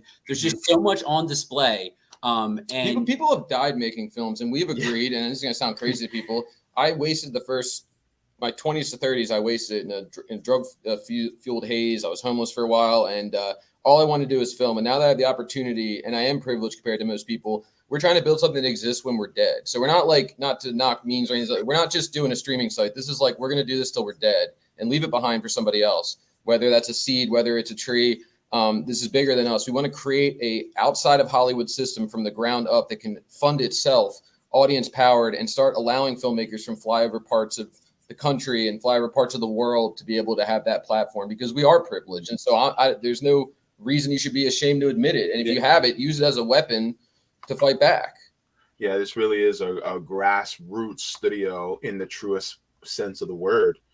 One of the things that okay, so this came into my mind. Feel free to laugh at me if you want, but it kind of feels like when you talk about some of these films that are banned, and especially in Western countries, things like that, it kind of has a parental advisory kind of sticker appeal to it. You know how we pick up that rap album. You see that Prince with Virus sticker. That's like that might be good. You know what I'm saying? So I mean, we didn't call it Death to America for no reason. I think there's a self-awareness. And you're right about that. We understand how the marketing is, and we do want people to watch it. I mean, for example, if we would have called it the sanctioned films of DPRK, probably way less people would have watched it because a lot of people don't even know what that means. North Korea, it hits like, one of the first ideas we had was to do the embargoed films of Cuba and the sanctioned films of North Korea, which are 2 collections on the website. Because we just like, what would Netflix not have that really should have? And it's like, and it just like boom. And so the thing too is, I think what scares some people as far as film, I know people tell me like the site just seems so dense and film's this thing I haven't really been following, so I feel like I'm going to be lost. All the collections you might be lost by, like you click North Korea and you're like, where do I start? Well, we literally found a expert in North Korean cinema. He has little introductions. He's this British guy, and he'll he talks about each film, and you can kind of make an educated decision of what you want to watch, and I think that you're not logged in. That's behind content. With Cuba, we did the same thing. Actually, a professor of film at the Cuban embassy. There's a Cuban institute Castro had made right after he succeeded. A film institute, and this guy willingly he did it for he just wanted to help. And he was so passionate about these films that he gave us nice little introductions, put everything in kind of a revolutionary context if need be. And like we said, we always want to be situating these films in their time, in their day. And sometimes the people involved, that means something. The days of letting white people talk for these other people, which is like our first documentary, we had Viggo Mortensen, because he's A-lister, who's going to say no to him, narrating our film about, all these issues like civil rights issues. And it's like, that was one of my biggest regrets, is like, we should have got someone who's Black to tell their own story. Why is Viggo Mortensen doing it? And I think that carries over to this, where it's like, we get this curation isn't just done by like 2 white guys on Wikipedia. It's like, we work with people from Cuba, like an academic who's in Cuba, who's Cuban, helped us pick the list out of what films we were going to share. Same with DPRK. We're always working with people who actually, that is their experience. Same with Rome. It's his voice in the movie. It's him doing voiceover. It's him telling his story in his way. Mm-hmm. And I think that's really important. And I need to express my appreciation, because a lot of times when, especially those of us who are of the global majority, who are constantly disenfranchised, we appreciate the solidarity that a lot of white people have with us. The only sometimes setback is the centering of themselves within our movements, where it makes it feel like they just took it over. And so the fact that you guys are like, you know what? No, you guys are going to be the ones in the face of the camera. We're just going to be we're going to be the wheels of the car. We're not going to be the steering wheel. Exactly. And so by letting us be able to drive our own narrative, really you're taking a step back and saying they have their own sovereignty, they have their own determination. Let them do that themselves. We're the backup. People tell their own, right? And we're just gonna we're just gonna back you up, right? We're gonna put on the shiny sequin suits. We're all gonna have the one mic, and we're just gonna I appreciate that. And I heard you guys got the reference, because of course, right? So that's what it feels like, and I think that that's a great example, and it's very much appreciated. Thank you. I mean, it trickles down into just how we approach everything. Our big thing now is, and this will move into the Cuba thing, is we build a virtual. So we have never taken a profit from the site. I mean, if we had to, we could present the proof of that. We've actually only ever invested in the company. Every bit of money we get from our members goes into getting better content, better website experience, everything. We started from scratch. The site used to load in like 5 minutes on the phone, and now it's it's slowly elevating its way up. But I mean, for us, it's like, no matter what direction we're coming from, we always try to keep in mind the autonomy and allowing people to speak for themselves. So now when we team up with activist groups to do screenings and things like that, we're not trying to create like one movement that, one movement, yes, but one movement like Rome's talked about of different factions, different pockets that have their own needs and have their own beliefs, and it's sort of let them be autonomous and let's all come together as different factions as opposed to like we're all going to get under one umbrella. Well, that's going to be really crowded and different people need different things. So I think that for us, we hope to team up with more activist groups and kind of show that crossover between activism and cinema. And you can't do it without direct action. Always make sure that we're also raising money doing these events. So that's why we reached out. We did a screening with the DPRK organization called Nut It All, and it went really well. We sold a lot of tickets and we're able to help them get to Korea to continue their work. And we thought, let's do a series of these. And we had just built this virtual theater on the site, kind of like thinking it was still that COVID era. And then we realized like people want to go out. So it's like, why can't there be a virtual theater where that's the lowest common denominator? We can get you in multiple cities with guest speakers. And if you can't make it there, you can still watch it virtually and experience it and then link all of it together at the end through the Q&A. So it's like we all come together in all the different cities and virtually. So literally nobody can, has to sit out. And so I reached out to Kyla Walsh, who's an amazing activist who's been to Cuba. She was over there with Chris Smalls and recently got arrested for going in I forget what politician's office and refused to leave. But she's this 19-year-old total badass. And I reached out to her because she had put me in touch with the Cuban film historian for the One Collection. And she was like, I was just thinking about you guys. Like, let's link up on something. Let's try to get some money for Cuba. Let's try to have a night where we agreed to tell the story of Cuba through its own filmmakers, female and male directors. And that's when we came up with this idea. Let's have it in multiple cities and get guest speakers at each one. And if you're in Rhode Island, you can go. And this will be your guest speakers. If you're, in Philly, you can go. So we're trying to sign on as many locations as possible, 15, 20, with 15% of all ticket sales going to getting supplies directly to Cuba. And the beauty is, even if you're sitting at home right now and you think you can get 5 to 10 people at a local bookstore, all they need to do is throw up Right Brain TV, because the idea is our virtual theater, like Kevin said, lowest common denominator. You could be a member, sit at home and watch it. We're going to be beaming in the Q&As, intros, and speakers.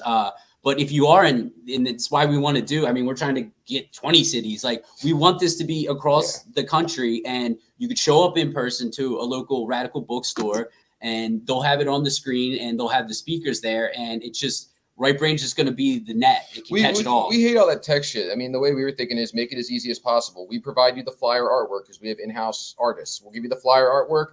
We'll give you the live stream, and we'll get guest speakers to come in your city through the organization we're teamed with, which is the National Network of Cuba is doing it with us. They have speakers in like every city. So you have a bookstore, we can get you speakers, we can get you the movie curation to play on your projector, and we can make sure the aid gets where it needs to go. And all you have to do is provide the space. We have on-the-ground organizing with the National Network of Cuba to get people to show up.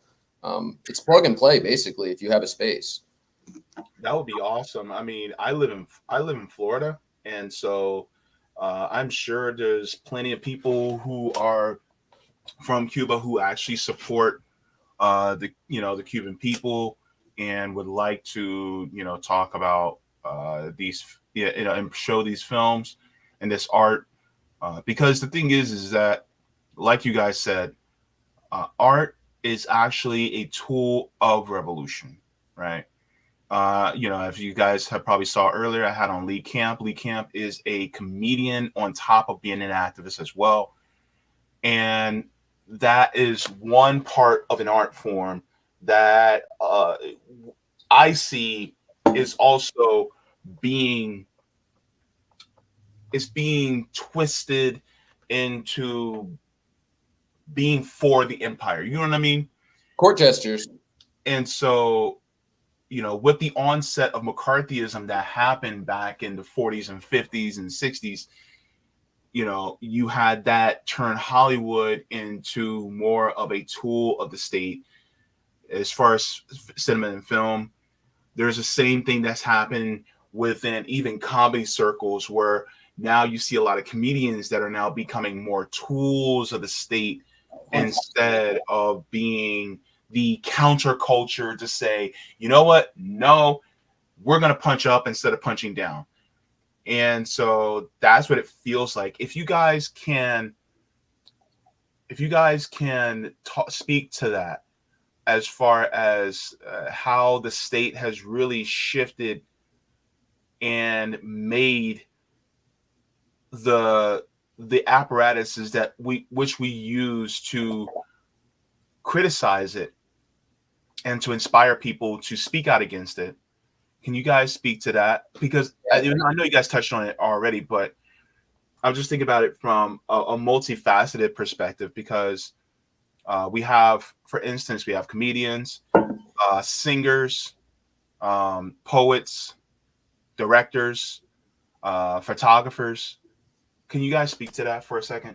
Yeah, I think it goes back to an Upton Sinclair quote. He wrote The Jungle, where he posed as a factory worker in like Chicago in the 30s or yeah, even earlier. Yeah, and he basically saw how they were exploiting people. But he was saying, as a journalist at the time, that journalist jobs and artists in general was to diagnose, like a doctor would, the infections or issues happening under the surface of society. But what happens when they're bought off and their job is to not report about these sort of infections and these things that are happening in society that are hurting, that are rotting the country to its core, and they're paid to ignore it. And I mean, a country will die. So I think that we saw that in real time. I'm a big believer in the philosopher Hegel's idea that things kind of are microcosms of each other, in a sense, like humanity from the Stone Age to now, right? Like the Stone Age, he believes humanity is in itself the cycle of a human's life, with the cave people being infants because they have no self-awareness, and we're now almost moving into adulthood possibly. So we're at a crossroads of where we go next. But what we've seen is when Hollywood first started out, you had vaudeville and things like that, and I don't think that the government was even aware of how it could be used as power. They had very little interest in it. And I think that once crime films, specifically when crime films got really popular, you can find old films where the FBI would actually have like a little quote at the beginning of a James Cagney movie, or like at the end of the movie, the Cagney or Scarface would always get killed by the FBI, the good guys, the G-men. But, and then the war propaganda that you would see after that. But there was a period in the 70s for just a brief moment, and that's what I feel like cyclically we're approaching, which is why we're building this, is there's this bit of opportunity of indie and underground filmmaking. And in the 70s, I mean, look, Hollywood at the end of the day, they're about money. So when Taxi Driver and these very untraditional films that were pretty intense and pretty controversial are making money, they'll play them. And at the end of the day, there was this brief period where they were giving a lot of studio power to regular people who had some pretty big ideas. But yeah, and like first-time directors, young and upcoming actors, and it was. I mean, they call it the American New Wave, which was actually people think America's always first in these things, but you had the French New Wave and the like Italian neorealism, like all these other countries were far ahead of us, and we finally caught up in the early 70s. And with the Vietnam War and everything, that's when you finally started seeing regular filmmakers fighting back a little bit with films like there's so many. Like Last American Picture Show is a great example. It's a first-time director. He got some bunch of no names. It's a black and white film in a dusty Texas town, and it tells just a very small-time story that can kind of be understood by a lot of people. But what happened was those movies increasingly got more successful, and then you get a guy like Steven Spielberg comes along, makes blockbuster Jaws, because he is part of this indie movement. But then he's so easily co-opted. And you can look at the rest of his filmography, and he's very much in touch with like the state apparatus. His films always have, the good guys are winning, and the good guys happen to be from America. Even Schindler's List is a total act of buffoonery. I mean, Stanley Kubrick didn't want to make that shit when they asked him. He's like, I'm not making that. And he told Spielberg he shouldn't make it either because it's propaganda. Schindler was a piece of garbage. And the big moment at the end where he's saying this car could have been a person, like, why is this movie about you? Why is this movie about like one of those people who, so Steven Spielberg was a part of that 70s movement of like what they called the new wave. Dennis Hopper was in it with Easy Rider and these people that were challenging cinema and the language. But once he made Jaws and he made his hit, he was co-opted, and they were like, oh, this is where the money is. And it made it very easy to sort of fearmonger other studios and persuade them that, this movement's dead and this is where we're headed, and make mindless films, not knocking Jaws. We love Jaws, but what really hurt it was Clinton. I mean, Clinton passing laws in the 90s that allowed, 5 companies to essentially consolidate all of what's on television and take over the control machine. That was the first part of it. And then the studio mergers is the other version of that. So now you've got like 5 companies on this side that own everything on TV, and some of them even on this side that own everything that's being made in the movies. And the modern indie film is nothing more than branding. It's a shell company owned by a larger corporation that is going to make sure. I'm not going to say who it was, but I know a guy who made a film about he spent 6 years with these Palestinian guys who would soup up their cars like Mad Max style. They're real guys, and they're called devil drivers. They drive through the deserts near Jerusalem with Palestinians duck down their car and they outrun the IDF. I mean, these guys are nuts. And they sneak Palestinians into Israel so they can work. Like, yeah, it's crazy. Like the movie has them like he's in the back seat of the car while this is going on. And I was on a call with him today, and he was telling me like because we wanted the movie that nobody would touch it. Nobody would touch it, even not allowed to even be played in some countries. So if you think that we've come a long way, you're sadly mistaken. Top Gun and all these movies are nothing more than war propaganda. If you see any leftist or any like lefty film person that's like really giving any oxygen to something like Top Gun, they're a dupe. They're a total dupe. I mean, you could say the cinematography is good if you want. I think it's pretty pedestrian, but like, I'm not saying this from a snob perspective. I'm saying look at the ethos of what that film's pushing, that it's sexy to commit imperialism, that, you know, they're trying to make it palatable again to watch whatever Jack Ryan or whatever CIA agent, like, oh, it's sexy to be in the CIA. They forget to mention the human trafficking or the drug dealing or the imperialism or the illegal coups. How come, you know, they always frame rigged it, elections across the world. The villain of every Bond movie is like a Russian or like a diabolical guy from a country that, you know, most Americans can't pronounce. And so even go back to James Bond, who was he's a British intelligence agent based on a real British intelligence agent. Like they've been trying to make the empire sexy, and they've been trying to use Hollywood as like the way we should be using it. So if they're going to use it as an arm to brainwash the masses, which I think film might be even brainwashing more people than the media, because more people, you know what I mean, like. But here's my question, though. Because when you think about, so when you think about movies like Star Wars, it's basically the little guy that's being oppressed by this big empire. Isn't there this huge hunger for that type of type of story being shown, but from a real life lens? Because the thing is like when I think of, like, for instance, the Black Panther Party or the Viet Cong or oh my God, I forget the Sandinistas. You know, when you think about all these people, they're constantly vilified. But if you were to put it in a more, I wouldn't even say more of a lens where they're favored, but more of just an honest lens, you're going to have people cheering for them left and right. You're right. People do want that. There's an inherent like instinct, like you said, that like we want the little guy to destroy the empire. For some reason, when you put it in current political, people are like, oh, well, no, I love Star Wars, but I would never do that. And that's what, like, that has become such a big industry, and it's t-shirts at Target and video games and all this stuff. It just feels like it's just another thing people do. It's another thing you can get into.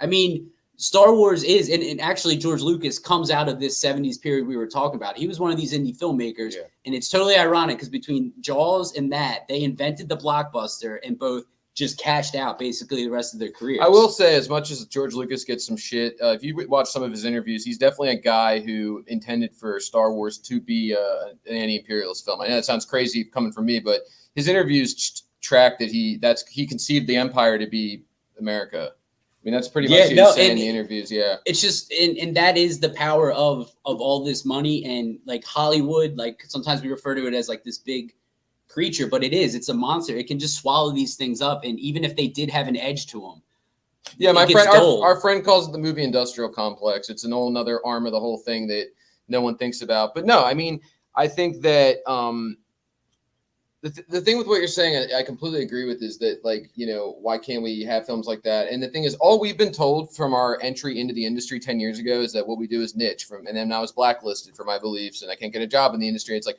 it's niche. You can't be in this festival. No one wants to watch this. But like, it's crazy because we almost have 500,000 visits to the website. We don't even do what's that? SEO. SEO is like you pay someone to come in, they do keyword links and all that. We don't even do that, which most companies do. We just don't do it at all. And like, we don't really need to be at the top of Google search. We think there's something called typers and swipers. Swipers are people that just want immediacy and they just swipe for their content. But typers are people like us that will literally dig deep for something that's sort of forbidden. And I think that Yeah, I think that people keep telling us we're niche, and then we'll check, and it'll be like, you know, we'll have a crazy turnout for a DPRK screening. You know, people that don't even know anything about it will show up. So it's like, is it niche, or is that the narrative they want to present so that they don't have to do it? The hunger's there, and Yeah. the other thing, the films are there, and that's why curation we feel is very important, because we also make stuff, and to our point earlier, those things would be more like what it is our personal interest, more narrative stuff. But when we curate, like, you got to think it's 100+ years of cinema from all over the world, and we've only Every country has a cinema program, at least now, and even Nigeria has Nollywood. I mean, really. Yeah, but no one knows about these.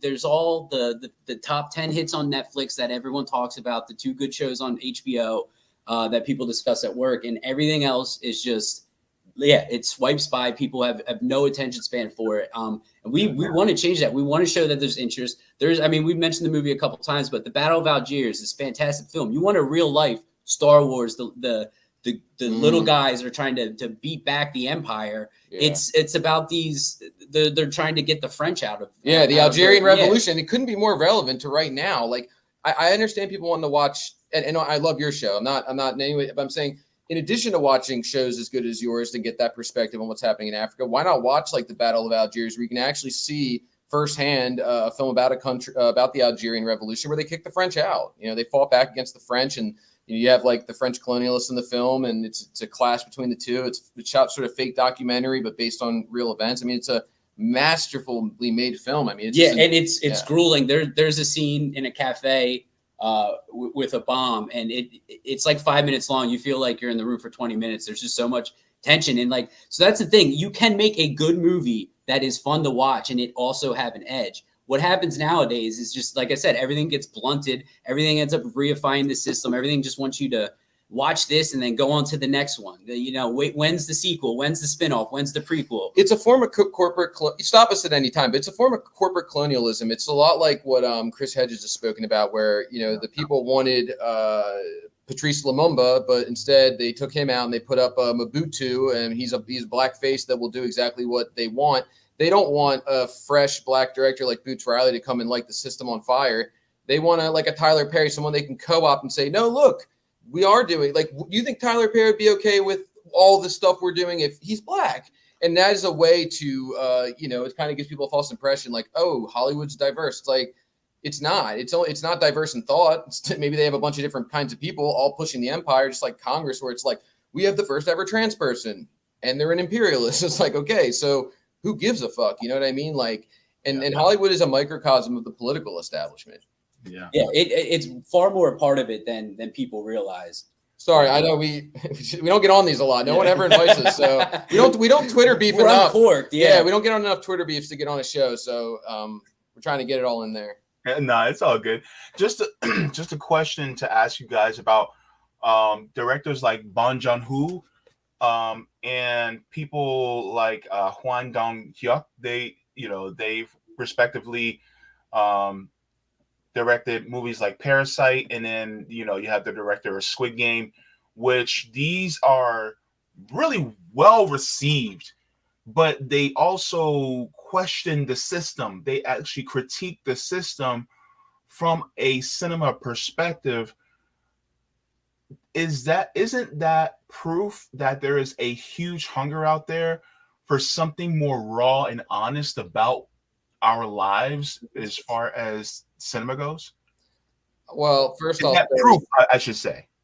Absolutely. I mean, the fact that Squid Game was so well received. Another show that a lot of people don't like, it's a little bit soap opera. Money Heist was about robbing the Spanish bank in a mask, and the heroes were most beloved TV characters in Spanish history. Probably, like, people would dress up as them because they're robbing the Spanish bank. They're taking down the elites. But to go off your point, the biggest metaphor of all of what we're talking about is that recently I read that the guy who did Squid Game only got paid like $40,000. The guy who made it, he spent 10 years making it. It made over $250 million for the company. It's the most watched thing on the platform. And he said he was barely making ends meet after he made it. It's crazy. It's inconceivable that he can make something. He can make a company $250 million, But no, I think that Squid Game shows that it's not niche. I think that they don't want to make stuff like that. They don't want us to start thinking, because the control machine, what makes Netflix so effective is its endless squares of content about true crime and things that have nothing to do with your life at all. And it conditions people to be like, I just got home from a long day's work, which there's nothing wrong with this. I just want to zone out and watch the television. That's fine. But wouldn't it be great if there were at least a couple options where it's like, hey, I kind of want to open my mind up a little bit. I think that YouTube and Netflix in some capacities are changing the way viewers think and consume. And I think that it's for the worse. Not all YouTube channels. Obviously, you guys are opening minds, but you're trying to shut the mind. You know, and it becomes the endless scroll. When you go on Netflix, you don't know where to start. You just keep scrolling. You're like, never ends. Yeah. And right brain, we have like, we always, curation is our word. Like everything that's on the site means something. It's there. And when it doesn't have its, reason anymore, we drop it off the site, and that's not to say we like are topical. It's just we want these things to have an edge, and when then you take it off, because the endless scroll is it numbs the mind. Yeah. And the site, we also actually wait. We don't even do categories like, you notice like when George Floyd happens, it'll just say like, it's so primitive, it'll just be an expletive. It'll be like a Disney thing, like black comedies that exact day that George Floyd happened, is though like, have you ever met anybody that just like woke up one day and was like, I want to watch an Asian drama? Like, maybe Asian, maybe they'd say like a Korean thriller, but just, I want to watch an Asian drama. I want to watch movies about police brutality. Like, no, that's not how. They're so primitive in these Wall Street guys that run Hollywood now. These venture capitalists. Like, I saw them out there protesting George Floyd, so I guess that means they want to watch a bunch of stuff about it, and we'll just do it on the nose. And it's like, yeah. They're the most mediocre people in the world in how they process this. And I mean, it's like, you want to watch black people? It's so cynically done too. So with us, it's like our categories are much more like they're meant to be dug through. It's like just original series. Yeah, they're just original series, and all of them are there, and you pick the one that sticks out to you. We're not gonna push things to you. We're not doing the bullshit like because you like this, you might like this. Our robots tell us, like, just to keep you sucked in. And the one thing we will never do is when a movie ends, it ends. A movie doesn't end and then another one starts. Like we don't want people to watch Right Brain TV all fucking day. We want you to go out there and fight the system and make art and do direct action. So like watch a few things and then go. It's only $5 a month. Yeah, like. Please do not zombify yourself watching Right Brain TV. You'll probably have like serious depression issues anyway. And actually, now that you guys mention it, one of the things that it exhausts people, and one of the things I learned, I'm not sure if you guys ever tune into my reading of Laziness Does Not Exist by Dr. Devon Price, but it's a great book. And one of the things that I realized is that sometimes we have to eject ourselves from some of the things that, like I said to even people who watch my channel, if you feel like you're just don't have the bandwidth, don't watch me. Because the thing is that some of the things that I may talk about are heavy, and sometimes you need to go to something lighter once in a while. And it's kind of the same regarding cinema, because once in a while you may want to watch something that's lighter, like Barbie or something like that. But the thing is that I always say, take the more nutrient dense take more of the nutrient dense content, but kind of splice something lighter in between it so that it gives you a break. So it's just like, you have farmland after farmland, of different farmers markets that have nutrient dense food, and then once in a while you'll end up at a Burger King. You know what I'm saying? And that's okay. Versus the opposite of it being Burger King, McDonald's, Pizza Hut, all these different ones, and then once in a while you'll come across the farmers market. It's like, no, it should be reversed. And so it's the same thing. It's like, okay, let's tune in some Right Brain TV. Let's watch a couple of cinematic events as far as what's going on in the world, or through their perspective. Then once in a while, I may watch a little Avengers Endgame. You know what I'm saying? No, and like we said, we understand people, like, we do it ourselves. We watch this stuff. Yeah, a lot of hard work, and like the pop culture stuff is always out there. What, like, Right Brain, we want to be like, we're your dirty late night secret, right? Hit us up on the weekends when yeah. I'm sorry. Well, that's getting a little bit. Slide to the DMs, you know. We understand people are going to watch the Netflix and stuff, but like Right Brain is here. Like there's going to be a time when you want, like you said, you want that salad, you want the nutrient dense, like that's what we're here for. No, he's right. All your friends are over and you're watching like the new Star Wars or Game of Thrones, and then once they leave and once mom's gone to bed, so instead of putting on porn, you like sneak downstairs and watch like a North Korean film. And you like shut the What are you doing? Nothing. Watching a Korean drama. South Korea. It's not Right Brain. Don't worry. It's on Netflix. Pour a glass of rosé and just enjoy it. Well, the funny thing is, if somebody walked in while you're watching like a DPRK film, because we get a lot of flack for that collection. We actually had a member who was South Korean and way back when we were starting the website, and she ended up leaving. But we weren't budging on the DPRK thing. But if you were to walk in on a DPRK film, you'd see like someone working on a farm. Like their films are about like they don't have like love interests usually. They're about like working and workers rights, building community. Mark's Kim's father was like a huge film buff. He's written books on it and everything. So and there's actually the story where it's a lie, like what you hear about the communist museum, sort of like they've changed the truth behind Stalin and the deaths under him. But with Kim, it's crazy because he was basically being shut out by all the film industries, and he loved movies, so he wanted to make more. So there was this South Korean filmmaker who was really good I think in the 60s or 70s, and they kidnapped him because he wasn't allowed to work in North Korea. They offered him a lot of money, but he couldn't take it, so he got kidnapped, and he made like 6 movies under DPRK. The idea that you could kidnap someone and make them direct a movie is just like hilarious. Like it's just impossible to believe. It's a joke. It's like it's a movie in itself, right? Villain type shit. Yeah. And the truth is, he probably got paid a lot of money and just pretended to get kidnapped. And he made probably the worst Godzilla movie ever. It's this North Korean Godzilla movie called Pulgasari. It's like, it's hilarious. It's like, it's so bad. But no, I mean, I think that I think people do want to start seeing more stuff like this, and that's why I think the Cuban film is going to be cool, because we're going to play 8 instead of doing like a feature film. We're going to do 8 short films. And what you'll see is the story of Cuba told. We have a couple that are before when Batista was in power, very different looking film. And then you have movies made during the revolution, which is crazy that they were making movies while they were overthrowing a fascist government. And then you have once Castro got in power, another 2 movies. And then we're going to finish off with 2 made about 10 years later when they were redeveloping the country. But what's cool is not only do you see like a revolution happening over these 8 films and see history of Cuba told by the people that were there, but you actually see the cinema start to change. Under Batista, it's much more Hollywood influenced. He was a Hollywood puppet, or he was a U.S. puppet, so he made very melodramatic, pretty standard fare. But as the revolution starts to happen, you see filmmakers starting to do some pretty crazy shit, right? Like they feel free and liberated, and they're starting to challenge and do different things. And it's cool to see the cinematic revolution happening there of how they approach film is mirroring what the actual revolution happening in the country. Yeah, this is a wonderful, and the one that stands out to me is with the one entitled "I Am Cuba." Yes, that is that one to look. Yeah, it was actually funded. Russia gave them equipment and helped fund it. So, and the Soviets had they were like very, very good cinema. Some of the best filmmakers ever. They got it. Yeah. So they gave Cuba what they needed to make it, and every shot is just like a banger, and it's just this sweeping, like crazy crane shots. 4 different stories of there's farmer, there's like nightlife, with like There's a hitman. I think it's taking place during the revolution. Yeah, keep on talking.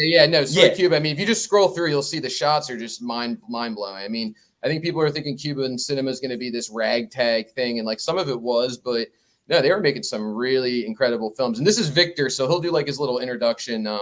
It's really cool, man. He's this guy straight from Cuba. Yeah.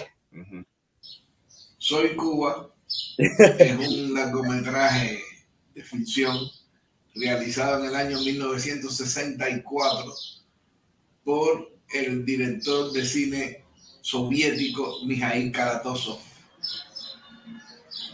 Esto es un trabajo hecho en coproducción donde los guionistas son el conocido poeta soviético Denis Tuchenko y quien luego iba a ser un gran realizador cinematográfico cubano, Enrique Pineda Barnett. Sin embargo, en esta acumulación de figuras para un largometraje que tiene 4 historias ubicadas antes de 1959. Es decir, son como una suerte de momentos de lucha, de rebeldía y de la vida antes de la Revolución Cubana. Aquí hay como una especie de manera de explicar el camino que lleva la Revolución Cubana. Tal vez lo más destacado sea la fotografía de Sergei Yurchenko, que está reconocido hoy día como uno de los momentos más grandes de la fotografía en toda la historia del cine en el mundo entero. De manera que es una película en la cual tenemos las historias, tenemos el contexto, pero tenemos un hecho cinematográfico en estado puro, que es la fotografía. Disfrútenla. Es un gran momento de la historia del cine, esta película. I love Victor. I just want to shout him out. I love Victor. We've spoken. We speak sometimes through WhatsApp. He's like, yeah, he's a great guy. Can I just? I made an observation.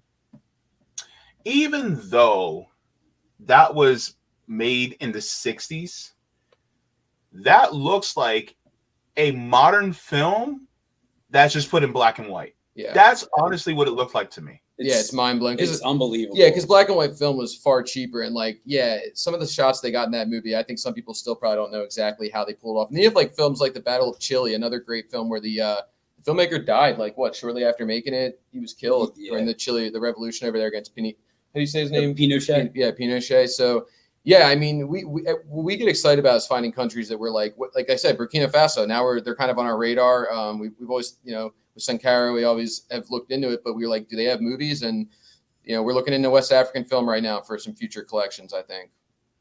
Yeah, that's amazing. Have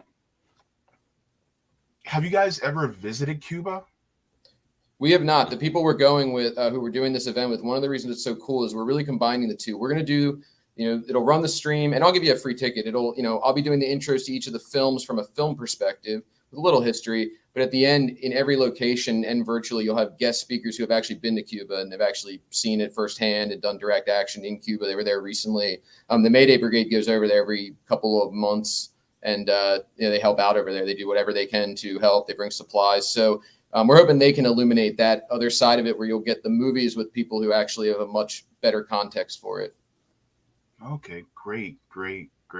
Yeah, we would love to go though. I mean, it's on my bucket list, no doubt. We were I will say we were invited actually. And Victor did say we could look them up. So I mean, it's on the calendar. One day, I would jump at the chance to go there. I'd go anywhere. Cambodia, Laos. I mean, I'm interested in going all over the place.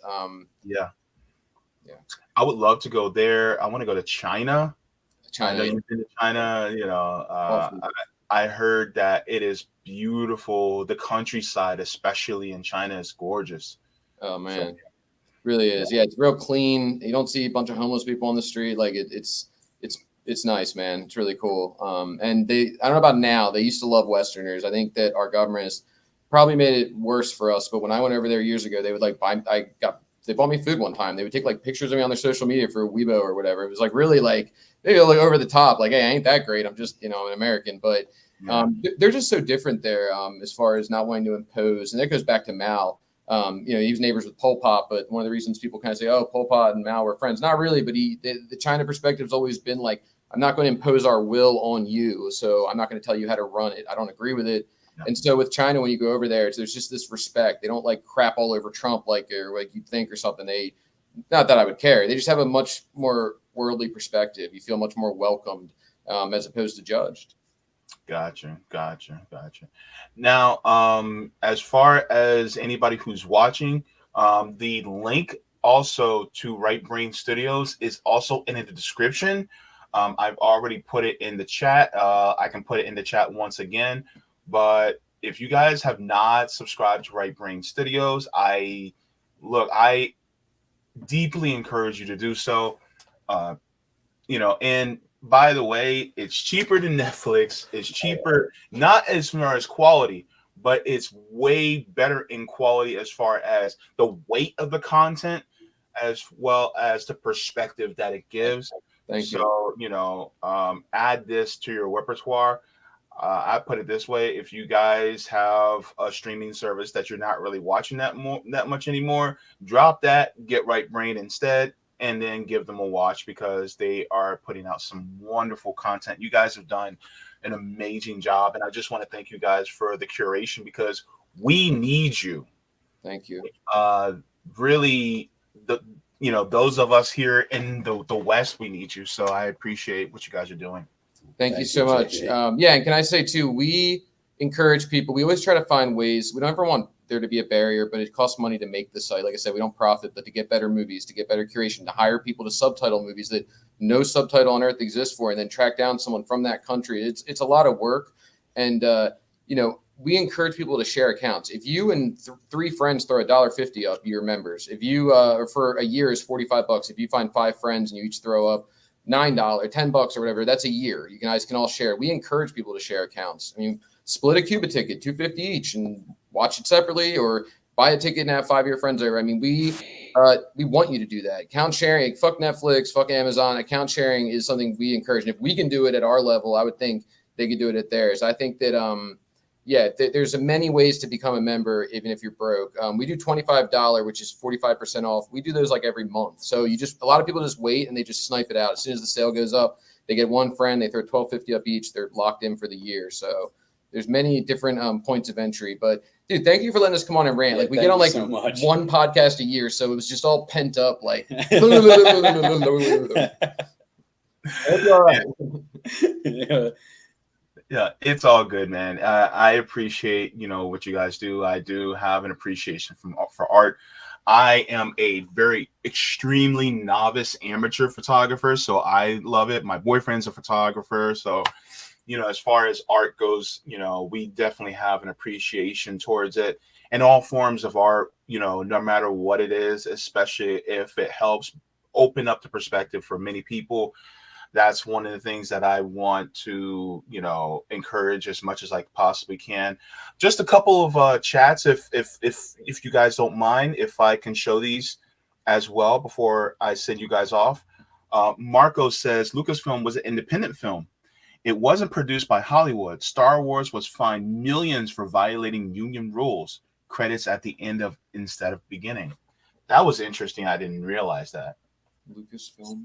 Yeah. Well, yeah. And then, I think that's part of what we were saying is that movie, even if it did have, I wouldn't call it revolutionary potential, but it has an insurrectionary tone. But yeah, once it gets incorporated and Hollywood does come knocking, as we see now, it's a whole other thing. They're gonna neuter all that stuff. Yeah. That's you might get a few things. There's actually this show that I recommend everybody watch on YouTube. I think you can find it, called The Bad Kids. It's a Chinese show that was made 2 years ago. That's like probably one of the best shows ever made. It's a thriller, but the way they got away with it is there's this really controversial writer in China, like Brutal. He writes true crime, and they made a show where they hinted at things to get around censorship of what's really happening in the story. Enough where you can get that, but the censors in China, it went right over their heads. They managed to actually trick the censors and get it out there. And it's an amazing show about these 3 delinquent poor kids in China that start blackmailing a teacher who kills somebody, and they saw it happen. But if you watch it, it's really cool to see how you can get around censorship. Rod Serling did it with The Twilight Zone. It's like, no, I'm not talking about what's happening here. This is in the future. And the censors would be like, oh, okay, sure. It's like you got to get creative with it sometimes. Yeah, definitely. Another one from We Need Critical Thinking says, have the fellas ever watched a classic movie, The Magic Christian? Yeah, he's talking about the Ringo Starr. Yeah. Peter Sellers. Yeah, we've seen it. Peter Sellers, Ringo Starr. Yeah, I mean, and that was a fun time in film too. Like we were saying, we didn't even get into it. You'll have to listen to the podcast on the site. We have a lot of film history as well, origins of cinema. But the Blacklist, which you did mention, the Hollywood McCarthyism, that didn't get broken up until the 60s. So when movies like that and the counterculture could start getting involved, and you start getting some really goofy movies, and it's a lot of fun. We love the 60s. That's like, yeah. Thumbs up for that. And thumbs up that you know that film. That I think only Ringo Starr, his Yeah. wife, and maybe a couple of their friends know that film. So, And I also have one more to share, but this one's on Rockfin. I just want to show you guys this because this is appreciated. Thanks to Lizzie for the tip on Rockfin. Big fan of Right Brain TV. Thank you. Thank you. We appreciate that. We're shadow banned on every platform. They took our money on TikTok, and now we'll get like 200 views in 5 minutes, and it just goes up 1 view every hour. And then even like some of these bigger orgs that have tagged us or as collaborator on Instagram, they'll be like, we've never seen this before. We're getting 1 view every 10 minutes all of a sudden after we tagged you. So they untag us. So like, anybody that can help get the word out through word of mouth. Word of mouth is huge for us. Please tell your friends, like we said, get a couple bucks together, go into the couch cushions, grab some change, get a monthly membership, and start digging in. We are not pretentious. I hope we didn't come off that way. We are very passionate about this stuff, and there's all sorts of stuff, and we learn stuff every day, and it's so fun to just put this stuff together, and we want people to join in. Also, and this is one thing I want to say before we go. I'm not calling out anybody. I'm not calling out Status Quo or even some of these other networks. Don't ever send us donations. We don't take donations. If you give us a donation, we're going to give that to mutual aid. We are a service. We provide a service. You pay us. We give you a subscription. In no good conscience would we ever take a donation for anything. Nothing we're doing warrants a donation. Give that to your local community. Give that to Rome. Give that to somebody else. You want to come to a screening and we'll show you a movie and 15% will go to Cuba. That's fine. But do not send us donations. And before we get kicked out, like when we're wrapping up, would you mind if we just tell people how to be a part of the Cuba event? Sure, please. Yeah, so it looks confusing because it's like there's multiple flyers, but basically, if you go on rightbrainstudios.tv, which is our website, and go to the become a member, you'll see what's called the box office, and it'll tell you what cities you can buy tickets to presently. We're constantly adding more, and if it's not playing in your city, you can buy a virtual ticket for $5. And the day of the screening, you just log on like August 31st. August 31st at 8 p.m. You can come in at 7 p.m. We do a pre-show. There'll be Cuban music playing and newsreels and things to set the tone. But yeah, you just show up before the screening starts at 8 p.m. and you can watch it right from your home. Just log in. That's how we know that you bought a ticket. But and then we have these magazines. There's not many left. We only did one run of them. Guerrilla Magazine. These feature writers from around the world in war-torn countries. We only published 2 of them because we paid every writer, which nobody does. So we couldn't make any more. Cambodia, Malaysia.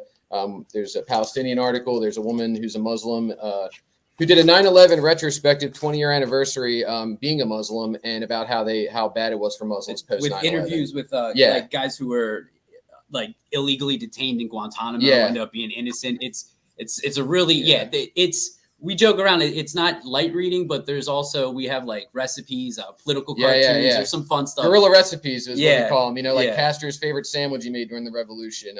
The Black Panther's mixed drink, the bad motherfuckers in there. And, it's cool.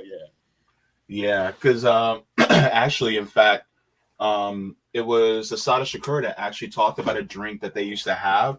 She was talking about in her autobiography about a drink that they would drink. The one we have is port wine and lime juice. They called it the bitter motherfucker. Yeah, I think that's what I think she. Okay, I forgot which part in the book. Yeah, I think it was a recent chapter, but just we have a couple of these left. There's like maybe we're only gonna run them once. Yeah, we ran 2 issues. Send us a DM. They're like $7, and they're like we printed them on like good paper. We did all the things you're not supposed to do. Making your first magazine. Raised covers. It's embossed. Yes, we have like 100 of them laying around. So, all right, cool beans. Yeah. So look, if you guys are on Twitter, go ahead and look up Right Brain Studios. That's also linked in the description down below. Make sure to subscribe to them. And look, I just want to thank you guys for coming on because it's a privilege to have artists who come on who are passionate about their art, but are also passionate about bettering the world. So thank you guys for showing up. I appreciate it. Thank you. You're also bettering the world, not just with your the incredible work you do with your show, but with that vest sweater. You're looking sharp, man. I feel like I'm underdressed. You look so good, man. Like, come on. It's the first thing we said. So you're looking sharp. Thanks. Hey, and by the way, I'll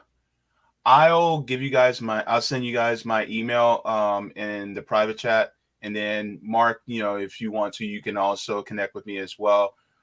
so that we can also keep in contact, because I already have contact with Kevin. So, you know, all three. No, that would be great. And yeah, we're definitely going to get you a ticket.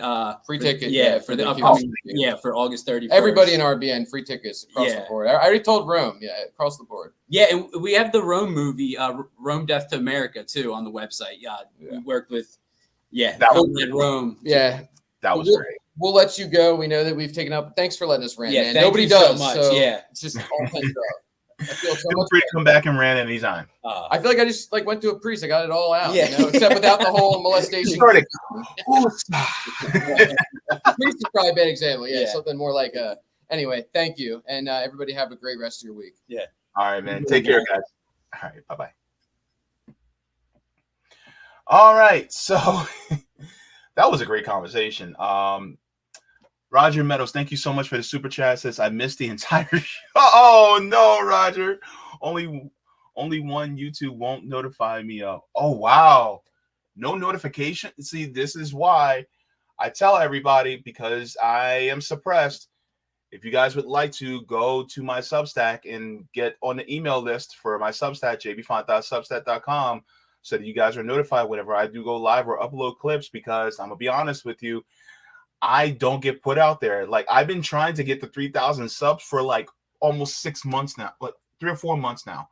And it still hasn't happened. Why? Part of it, I think, is because I'm being suppressed. So go ahead and do that. Also, if you guys have not liked the stream, please make sure to like the stream as well, to let me, know about, to let me, to let you guys know and to push me out more into the algorithm a little bit more. Just going to the chat a little bit too. Soul Construct says we need more Palestinian coverage. Absolutely. I fully agree with that. Thank you so very much. Thank you so much, John, to Emily. Good to see you in the chat as well. All right. Who else? Let me see. Thank you so very much, Gamer. And Marco says, I didn't get a notification either. Yeah, that's the thing. That's why I recommended doing that. It said we need critical thinking. Yes, their energy is infectious, and I appreciate their energy being on here. Between them and Lee Camp, man, this made for a really great show. And I got to get going because I got to eat before my Marxism class, and so we can get into that. But just to let you guys know, I will be getting into more deeper of Laziness Does Not Exist by Dr. Devon Price later this week. So we'll be continuing that. I think I'm starting chapter 4, if I'm correct. Yes, I'll be starting chapter 4. So be sure to tune in to that. Also, as well, including, in addition to, and furthermore, I will be getting into Assata Shakur's autobiography. I will be continuing in chapter, I think it's chapter 15, starting on page 223. I think it's chapter 15 that I'll be continuing. Let me take a look. Yeah, so I'll be finishing up chapter 15, and I cannot wait to do that. So be sure to tune in for later this week. Also, by the way, if you guys have not realized, you guys probably seen it already on the channel, but this Thursday at 2 p.m. Eastern Standard Time, Ron Placone will be joining me. So we'll be talking about bad internet bills. So I cannot wait for Ron Placone to join me as well. That's also going to be a really good show. Are we talking about the bills that they're trying to pass through in our government that really would lessen the amount of freedom that we have online? So be sure to tune in on 2 p.m. Eastern Standard Time. I'll be having a guest as well on next Tuesday. I'll let you guys know who that guest is this Thursday, but rest assured, I already have a guest lined up for Tuesday as well. So I just want to thank you guys for showing up. Also, if you guys would like to, you guys can become a patron on Patreon, coffee, as well as become a member. I do have memberships, and if you guys would like to, you guys can also send me mutual aid via various platforms. And thank you to everybody who sent me super chats so far on this stream as well. So thank you so very much to everybody. And we're about to head out. So Oh yeah, I forgot. Let me see. Wait, I was gonna show something. I think. Wait. Oh no, that's something else. I forgot. You know, sometimes you get your brain in a scuffle. Sometimes that happens to me. But I want to thank you guys for everything. Look, like I always say, water your plants, water yourselves, leave the world better than you found it. Smoke them if you got them, drink them if you got them. If you ain't got them, then watch something fun, watch something hilarious, or watch something deep and thoughtful on Right Brain Studios. And then laugh and watch something by Lee Camp and get something deep from him too. Because joy and critical thought are revolutionary. And I just want to thank you. And oh, by the way, mwah, forehead kisses. I know all y'all were waiting for it. Y'all were waiting for them forehead kisses all day long, and I make sure to give it to mwah, for two. I gave you two. I feeling generous. Let me give you a third.